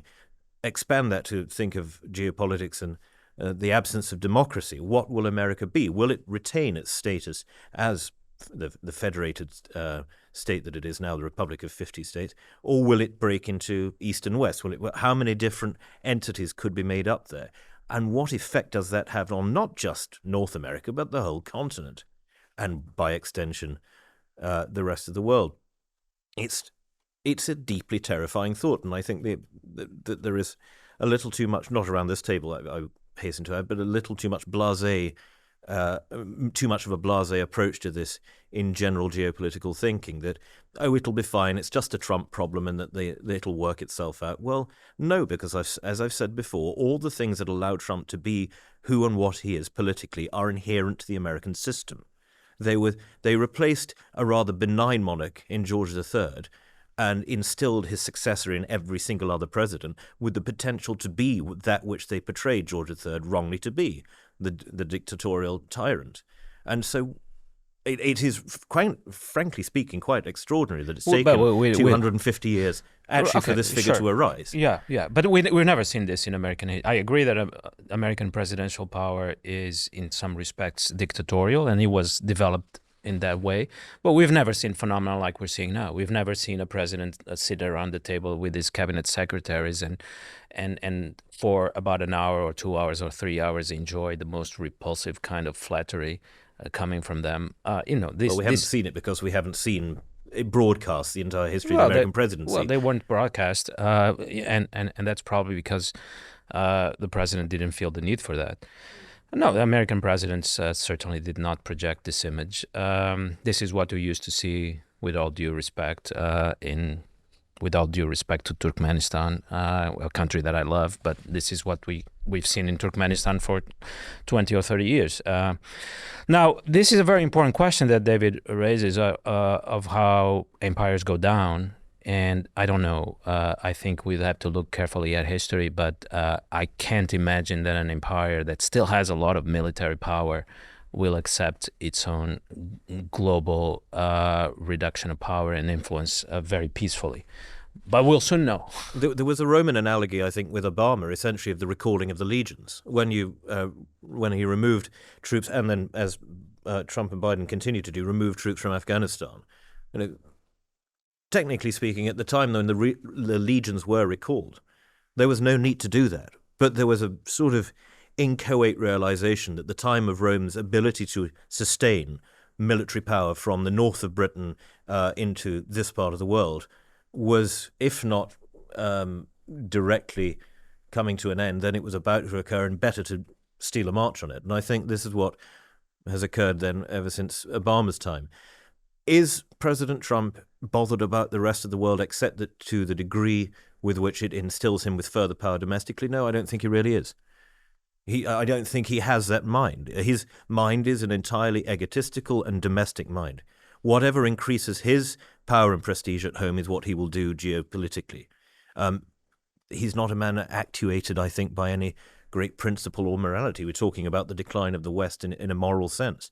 And compare him with Ronald Reagan, it's to compare chalk and cheese. Ronald Reagan had a core of belief about, as you have said earlier, liberty, democracy, freedom of expression and speech, which is why he, along with Pope John Paul II and Mrs. Thatcher, let us worked take so hard to bring down the Soviet Union. the British Empire in India. The British Empire in India had certainly periods where it was more tolerant and less repressive, and it seems to me that towards the end it became more and more violent and repressive. Amritsar in 1919, then the mass arrests and torture in 1942.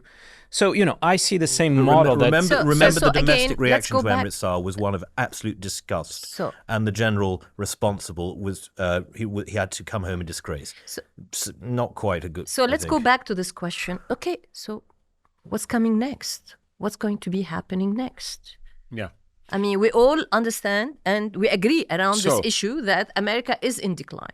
And I don't think this is a reversible trend. It's not. There was an idea that David brought up earlier. So what's going to happen next? This idea of going from having a single world order or an attempt to impose a single world order to having many world orders. And so I'm curious. I mean, if we can all agree that the United States is in decline. My reaction to him was Silicon Silicon Valley happens to disagree with him.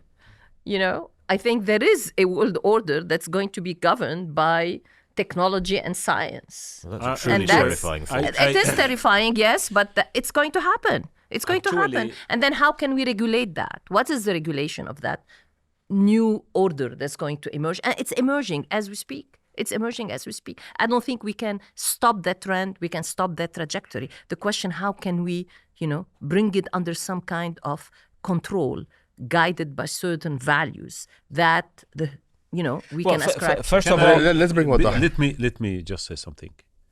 The oldest documented agreement between empires is about 1320 BC. It was between the Egyptian civilization and the Hittites and important to mention that this document still exists until today in the museum in Istanbul on a clay plate where the two emperors decide on magnificent order. Beautiful. Now the issue is when powers are, there, they will establish system. Now we are moving into an area where we will have chaos. I have no doubt about it. We will have violence. We will have the United States of America trying to, control everything and prevent the decadence and the decline. We will have Europe struggling to find an alternative security paradigm. We have the Middle East trying to figure out where are we going, because we have established 100 years in this region of Western-centric approach to everything. So that might not be. So we are going through lack of gravity. I don't know where are we heading. We will head somewhere. Africa, Latin America, Asia. But eventually, that area is going to be positive. Why?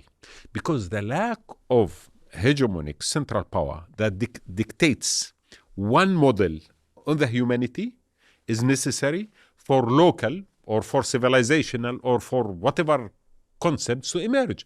They existed. Let me say something. The last 300, 400 years are exceptional in the timeline of civilizations of the last 5,000 years.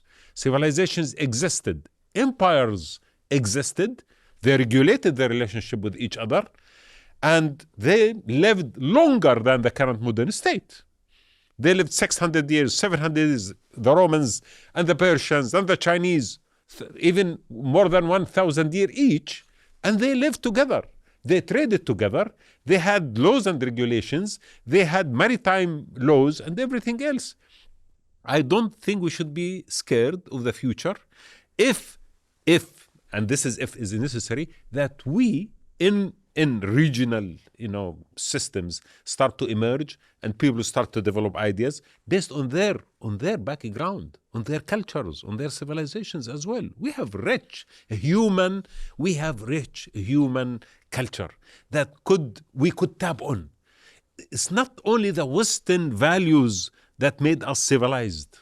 I think no, we did discover civilization long time ago. We could also go back and dig deep and start evolving regionally. I think that's already the case. I've been spending a lot of time in India. I have a new book coming out on India, and in the Indian tradition, you have all kinds of resources that could be mined about how to organize both a regime, but also world politics and China. That I certainly don't associate exclusively with the Chinese Communist Party. China has a lot of cultural resources that have nothing to do, civilizational resources that have nothing to do with the Chinese Communist Party. And we have to think about China as a civilization and not just or simply as a communist regime. Maybe we disagree on that.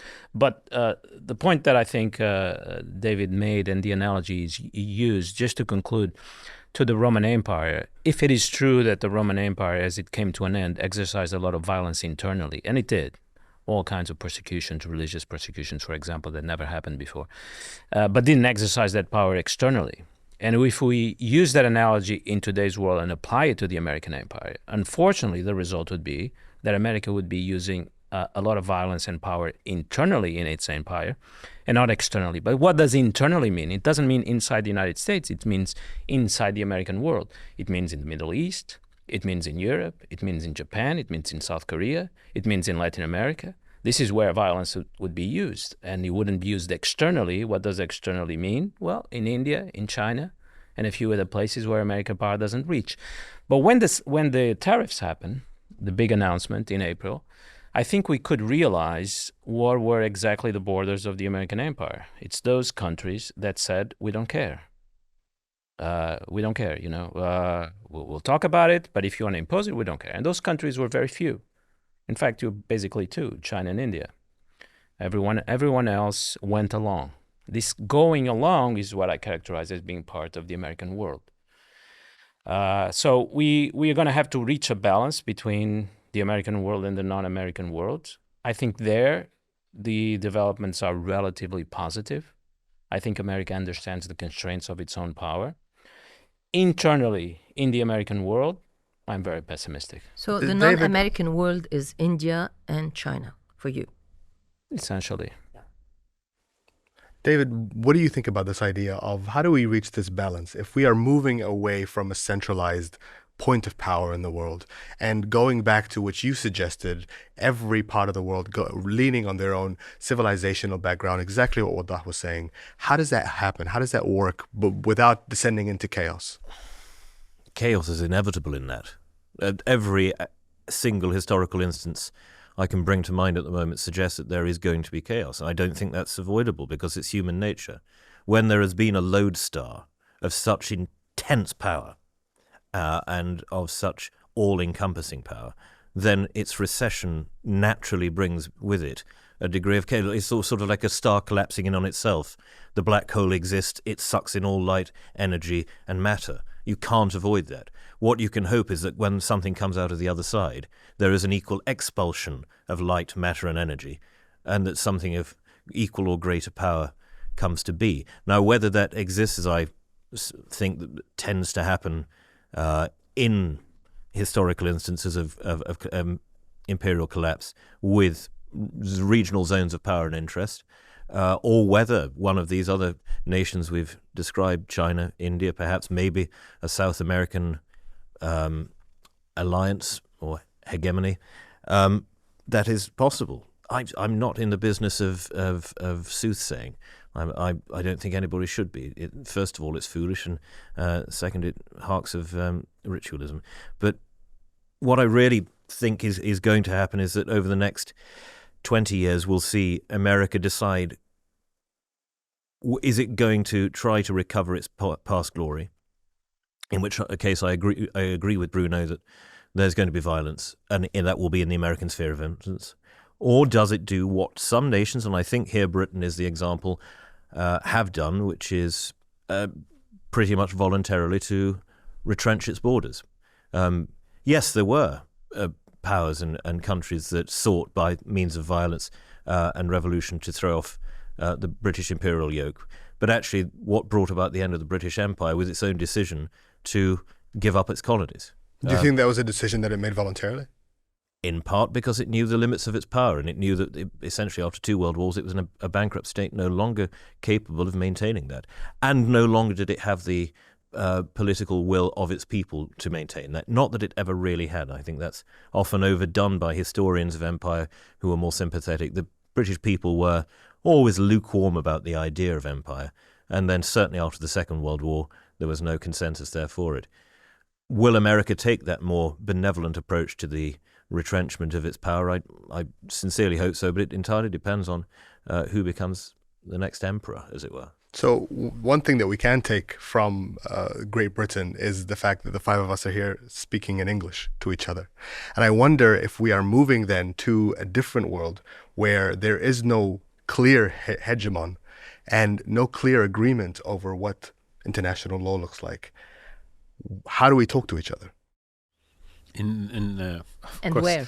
And where? And where? No, what are the fora? Okay, I would like to go back to one issue Randa spoke about, which is the issue of Silicon Valley and technology. And then definitely this is new, and we should discuss it.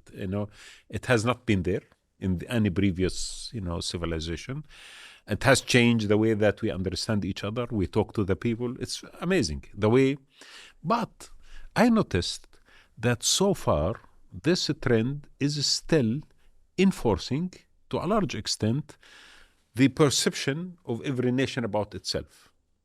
So to say that we will have a Silicon Valley order might not be the way, because I think every country will have its own utility of the Silicon Valley to support its claims culturally, politically, geopolitically, and so on and so forth, and empower itself with it. And so this is why I still do believe that we are heading towards a future whereby the concept of identity and civilizational,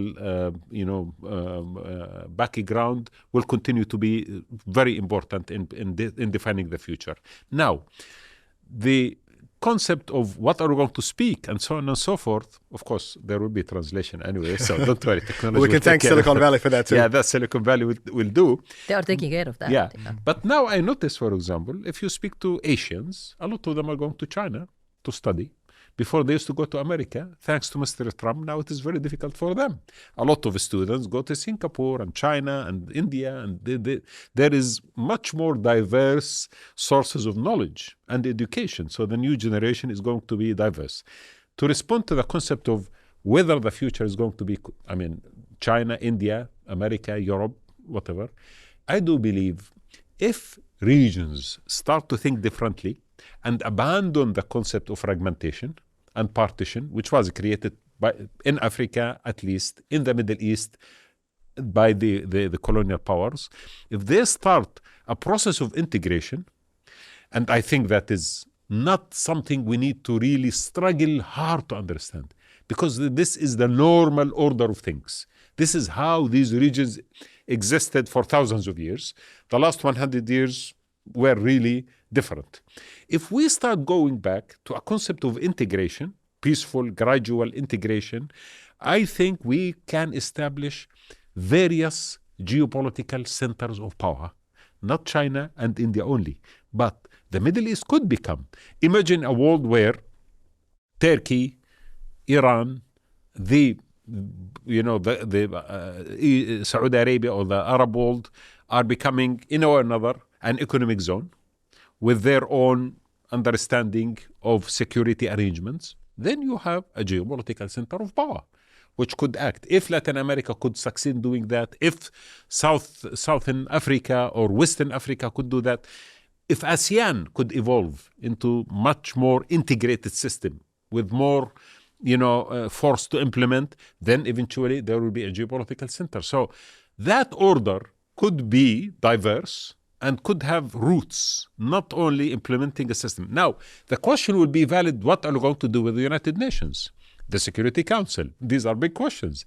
The new balance of power should redesign these institutions to reflect the diversity that is generated. And in this case, we are not going to have only 5 countries have the right to control every decision the United Nations is taking. And that is going to be the challenge, that we need a new paradigm of thinking about it. Randa, do you think there is a way for all of us to agree on a system of morality and justice outside of the institutions that already exist? If we get rid of them and we rebuild something that is more representative, that brings more people to the table, where do we begin? I think it's going to be more process-based and less substance. And I think we have focused too much on the substantive makeup of this order. And I think we're not going to agree, I think, in the long term or near to medium term. But I think we can agree on a process of managing conflict. So instead of a universal order, I can see a modus vivendi, for example, being established based on certain principles of managing conflicts, regulating trade between, on regulating interactions, how the technology, the big unknown is where the technology is going to play in this and what role is going to play. And I don't think we have really understood it yet.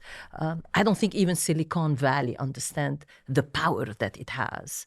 And so I really see more focus on processes. I see more focus on issues, specific, incremental kind of system or behavior, and less focused on morality. And I think the whole issue of justice will remain important because it's an integral part of managing conflict and ensuring a sustained conflict resolution process or a sustained peace.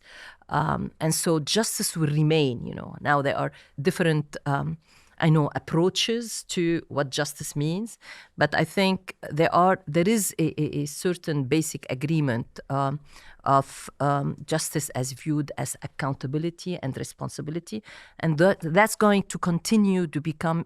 I think that debate, because at one point in the field that I come from, there was this debate between peace and justice. I think that debate has been settled. It is, both of them are complementary to each other. So if we are thinking about a world where we're going to be focusing on ensuring peaceful interaction, a modus vivendi kind of process, and focusing more on processes of conflict management, so justice will remain part of that to ensure a durable process of peace, a durable process of conflict management. Europe has been brought up a couple of times over the course of the conversation, and I guess it's been talked about in passing or as a hegemon, but of course, Europe is made up of a number of very different groups that have very different sets of values and histories. And you, as somebody who was at one point in time Minister of European Affairs, what do you make of Europe's own ability to be able to create a system that allows it to govern itself, to speak to each other, to bridge these differences? Obviously,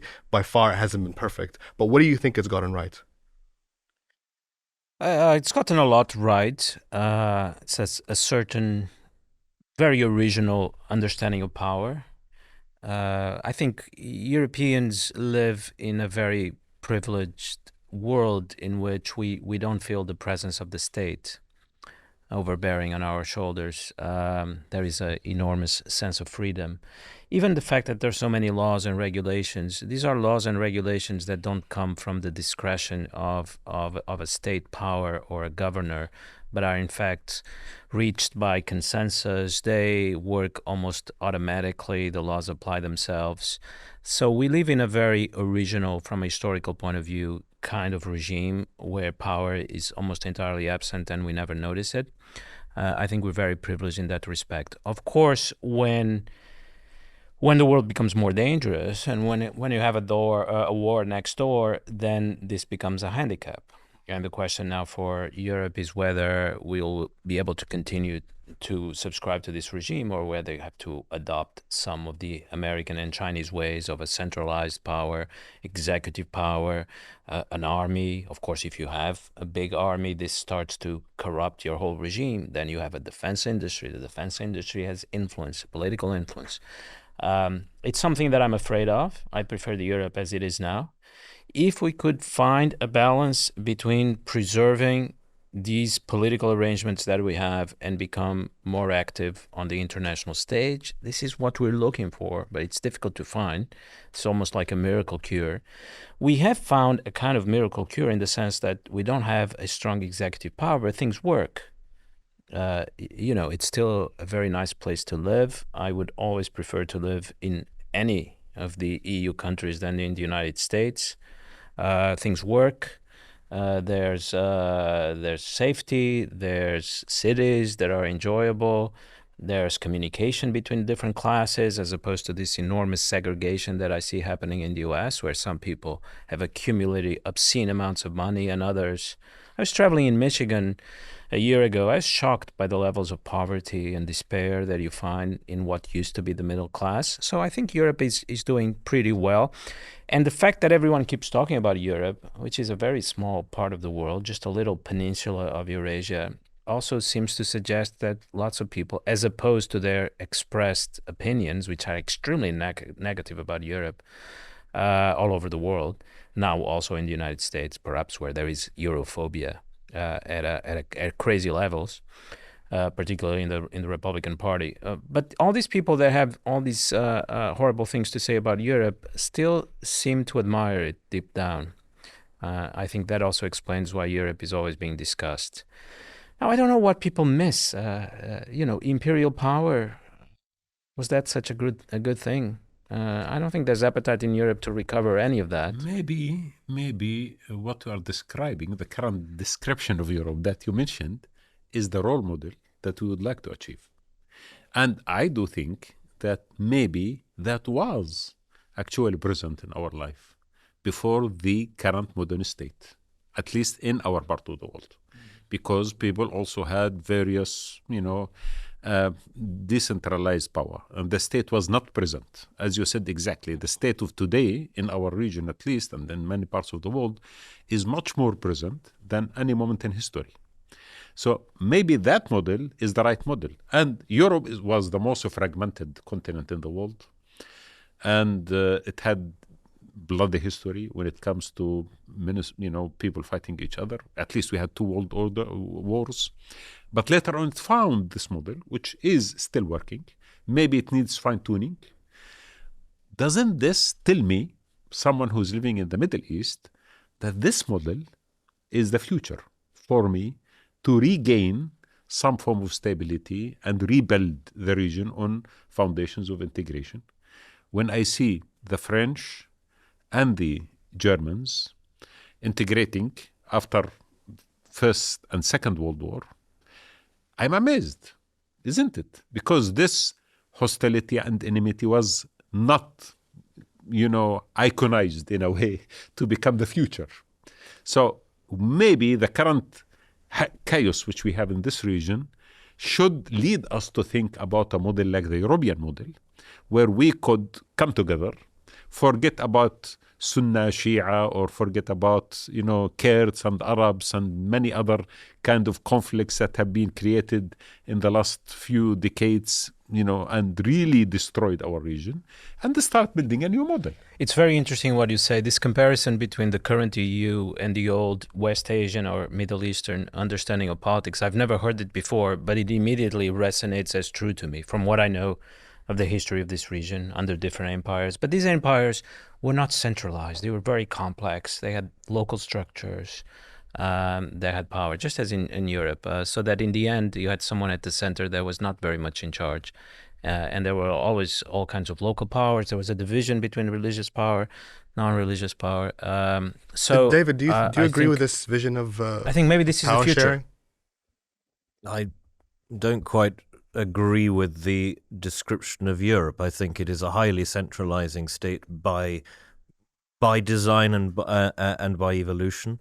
And I think here it's really important to draw a distinction between Britain and Europe, as we did 9 years ago by divorcing ourselves from the European Union, because it's not congruent with our history, our parliamentary democracy, our conception of ourselves, or our desire for the future.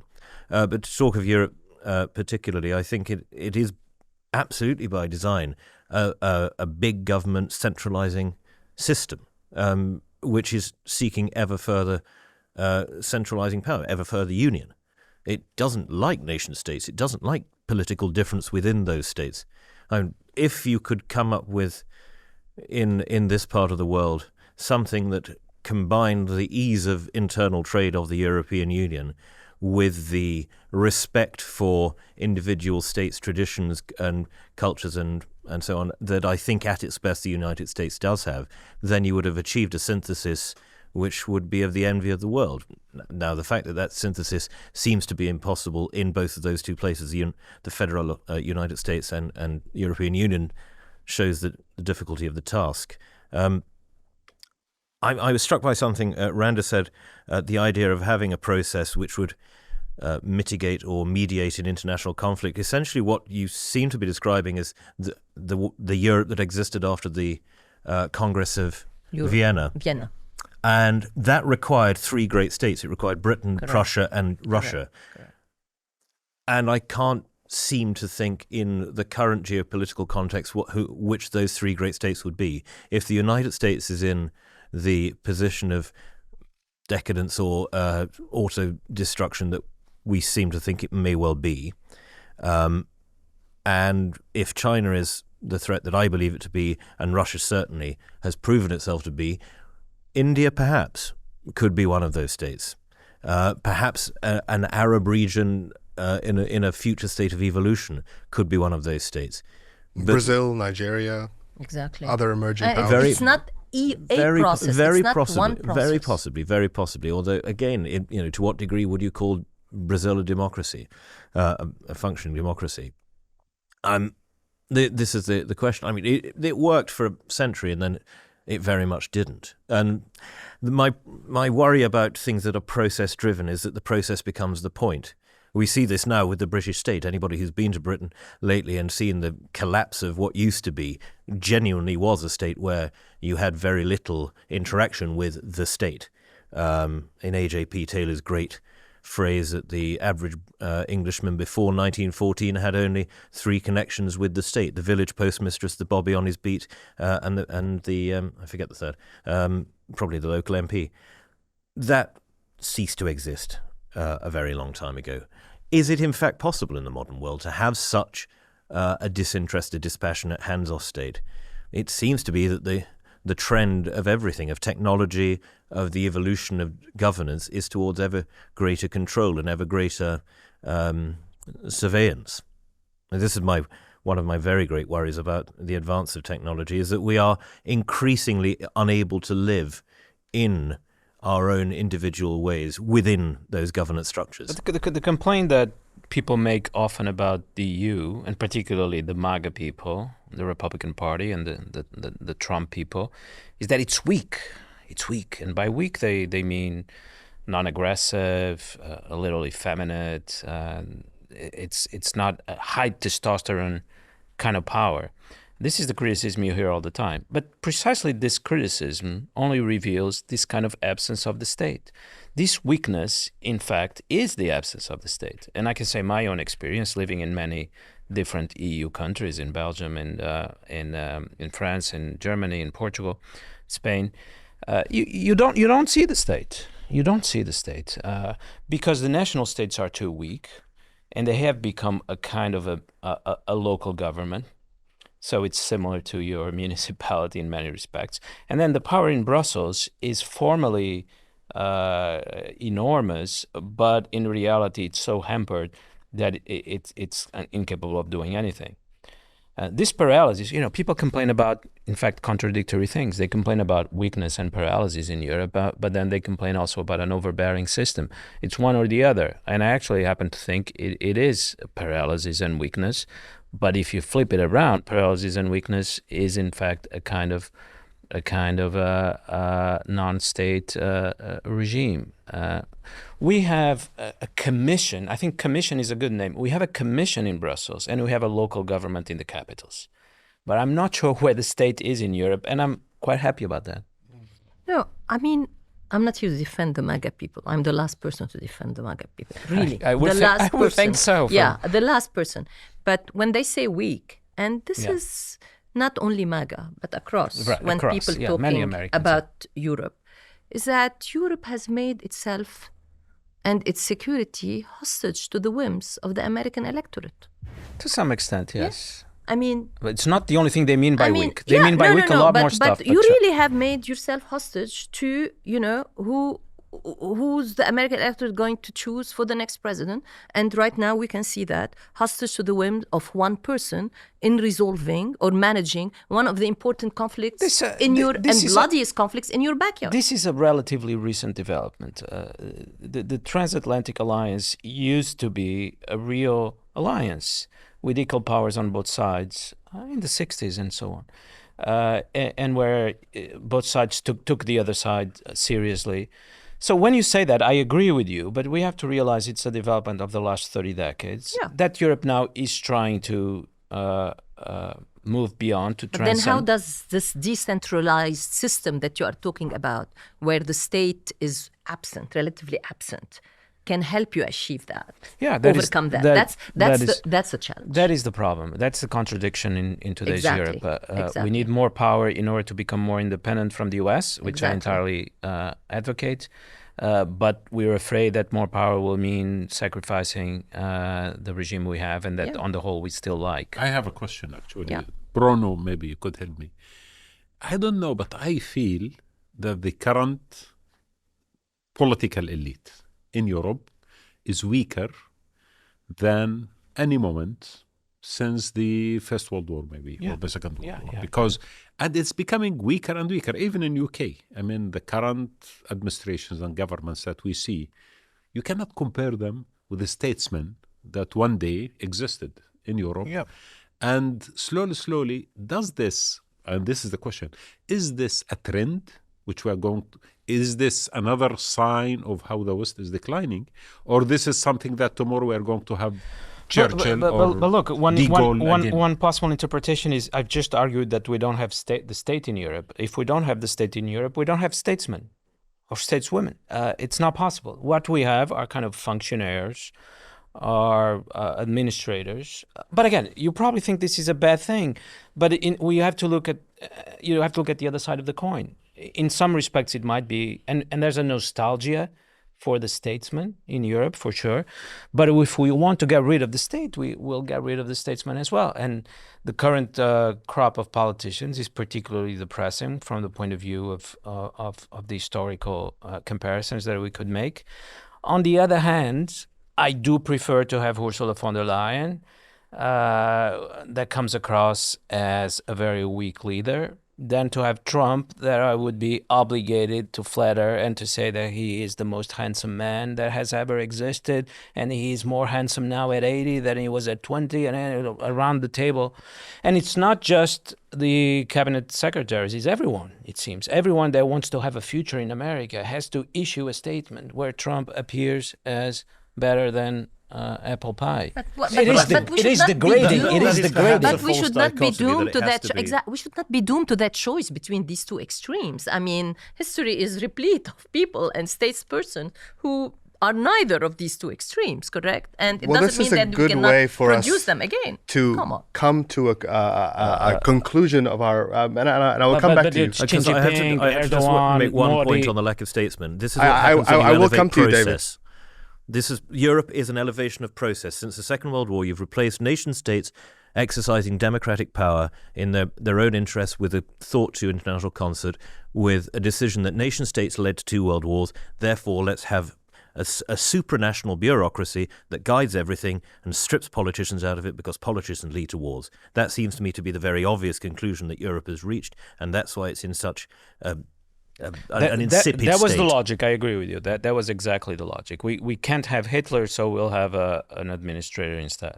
And I think now that we've laid this table of what we think about the European model and what we think about the American model and other powers, China as a great example, it's a great way for us to come home. And I want you guys to end by answering this question. If we can agree then that we are moving into a new kind of world order, one that is still murky, uncertain, we don't really know what it's going to look like, what would your advice be to the generation that has to build it, that is tasked with building it? And Randa, you are the most optimistic person about the future here. So why don't you begin? What's my advice to the next generation? I think, listen to each other. I think whatever order needs to emerge cannot be imposed by one party or by few parties. It has to emerge through dialogue. It has to be an inclusive, process, and it has to enable different traditions, different cultures to have their say in the making of this new order, whatever. And I think we're going to have the technologies to enable us to do that. And we're going to have the mindset in the young people who are being trained everywhere, not only in the Western world, but in the Arab region, in Africa. They are training themselves, even without waiting for the states to train them, to be able to participate in this kind of discussion. I personally, I wish I would be alive when this is happening. I don't think I will be alive by then. It's a long process, but I'm very hopeful about it because, again, I look at these young people, how they think, how they articulate their thinking, the kind of effort they put into coming to their own conclusions, the kind of, sacrifice they are willing to make in to protect or to, basically to protect their values. It's just, that's what keeps me hopeful. It's not my generation, I'm pretty sure, and it's not the present generation before me. David? Above the main entrance to the BBC, it says, "Let nation speak unto nation." Lovely idea, but that requires you to know what your nation is. And if I don't want to give advice to anyone. It's a horrible thing. You should never offer it, and certainly not when it's asked for. But fundamentally, rediscover what your nation is. Why are you British? Why are you Portuguese? Why are you Saudi? Why are you French? Why are you Indonesian? Because I think one of the great fallacies of the past 80 years has been the idea that these are all small differences and that essentially we're all the same. We are not all the same. We are vastly different. And this is why I think that the human race is an extraordinary thing in its evolution and its ability to work together, given the multifarious basis from which we come. But you have to have a full, complete understanding of your own particular history, political system, cultural background before you can have a hope of talking to others and understanding what makes them them. Because otherwise you are just an amorphous idea. You are not a serious being. Bruno? Well, I'm quite pessimistic about the new generation. Let me say that to the camera then, since they're listening. I'm quite pessimistic. I think, we need to have a new generation that is brave, cultivate courage. That's very important. Intelligence, There will be a lot of artificial intelligence. There won't be artificial courage. We need human courage. Don't make too many plans for life because everything is changing around us, so there's no point in planning. Keep curious, keep reading books. Not enough to read the summaries that an AI model can provide. You have to read books. That's the real thing. Not the summary, but every word, the mood that the writer creates. But I do think every new generation has a great advantage that they start from scratch with a clean slate. So at least they won't make the same mistakes, hopefully, and they don't have the same prejudices. They start anew. I see a lot of conformism in the new generation. That's what I hope can be cultivated. Originality, acts of resistance, non-conformity, counterculture. We need the counterculture to be back. This is a European tradition that we need to recover. And if we do all that, then maybe I'll have to apologize for being pessimistic. Wadah, final word from you. My advice to the new generation: first, learn from our mistakes. The mistakes that we did for the last at least 70 years that we are talking about were centered around power and ideologies that put power at the center, not values. That was a major mistake. This is why we reached a moment in our history where we have so much divisions and deviation from value-centered world. Second, I hope and wish that the smart people amongst the new generation will start networking amongst each other. I would like to see the people who are defending the rights of Gaza, for example, and the Palestinians, to be united with those who are standing for environment, for those who stand for social justice, for those who are struggling in order to establish, international order based on proper international law and proper system. That kind of unity is possible. In the previous generations, it was difficult. Because of technology of today, we could speak to each other without the need to travel even. And that is necessary in order to establish a global movement, not only local one, because local movement cannot establish also international orders. And I think the new generation understand networking much better than our generation. We are from the hybrid generation, from the generation that was reading books, and we discovered emails and so on lately in our life, so we had that culture. But now these people were born in it. I agree there is a huge superficiality when it comes to social communication and so on and so forth. But I think the level of or the percentage of smart people in the new generation might be higher than any other generation before us. And that is hopeful and that's optimistic. And these people could lead. Because in our generation as well, don't forget, we had a lot of people who were droning. I mean, we had many people who are using ideology to block their perspective about the world. I think today that is less present. And that, of course, still exists in many circles, but less present. And I will build on it to have a much better network across the world centered around values rather than power. We promised you a spirited debate, and that's exactly what you got. I want to thank the four of you for your generosity, for your ideas, and for your energy. And now it's your turn to tell us what you think about this conversation. And until next time, I'm Mohammed Hassan, and this is the Doha Debates Podcast.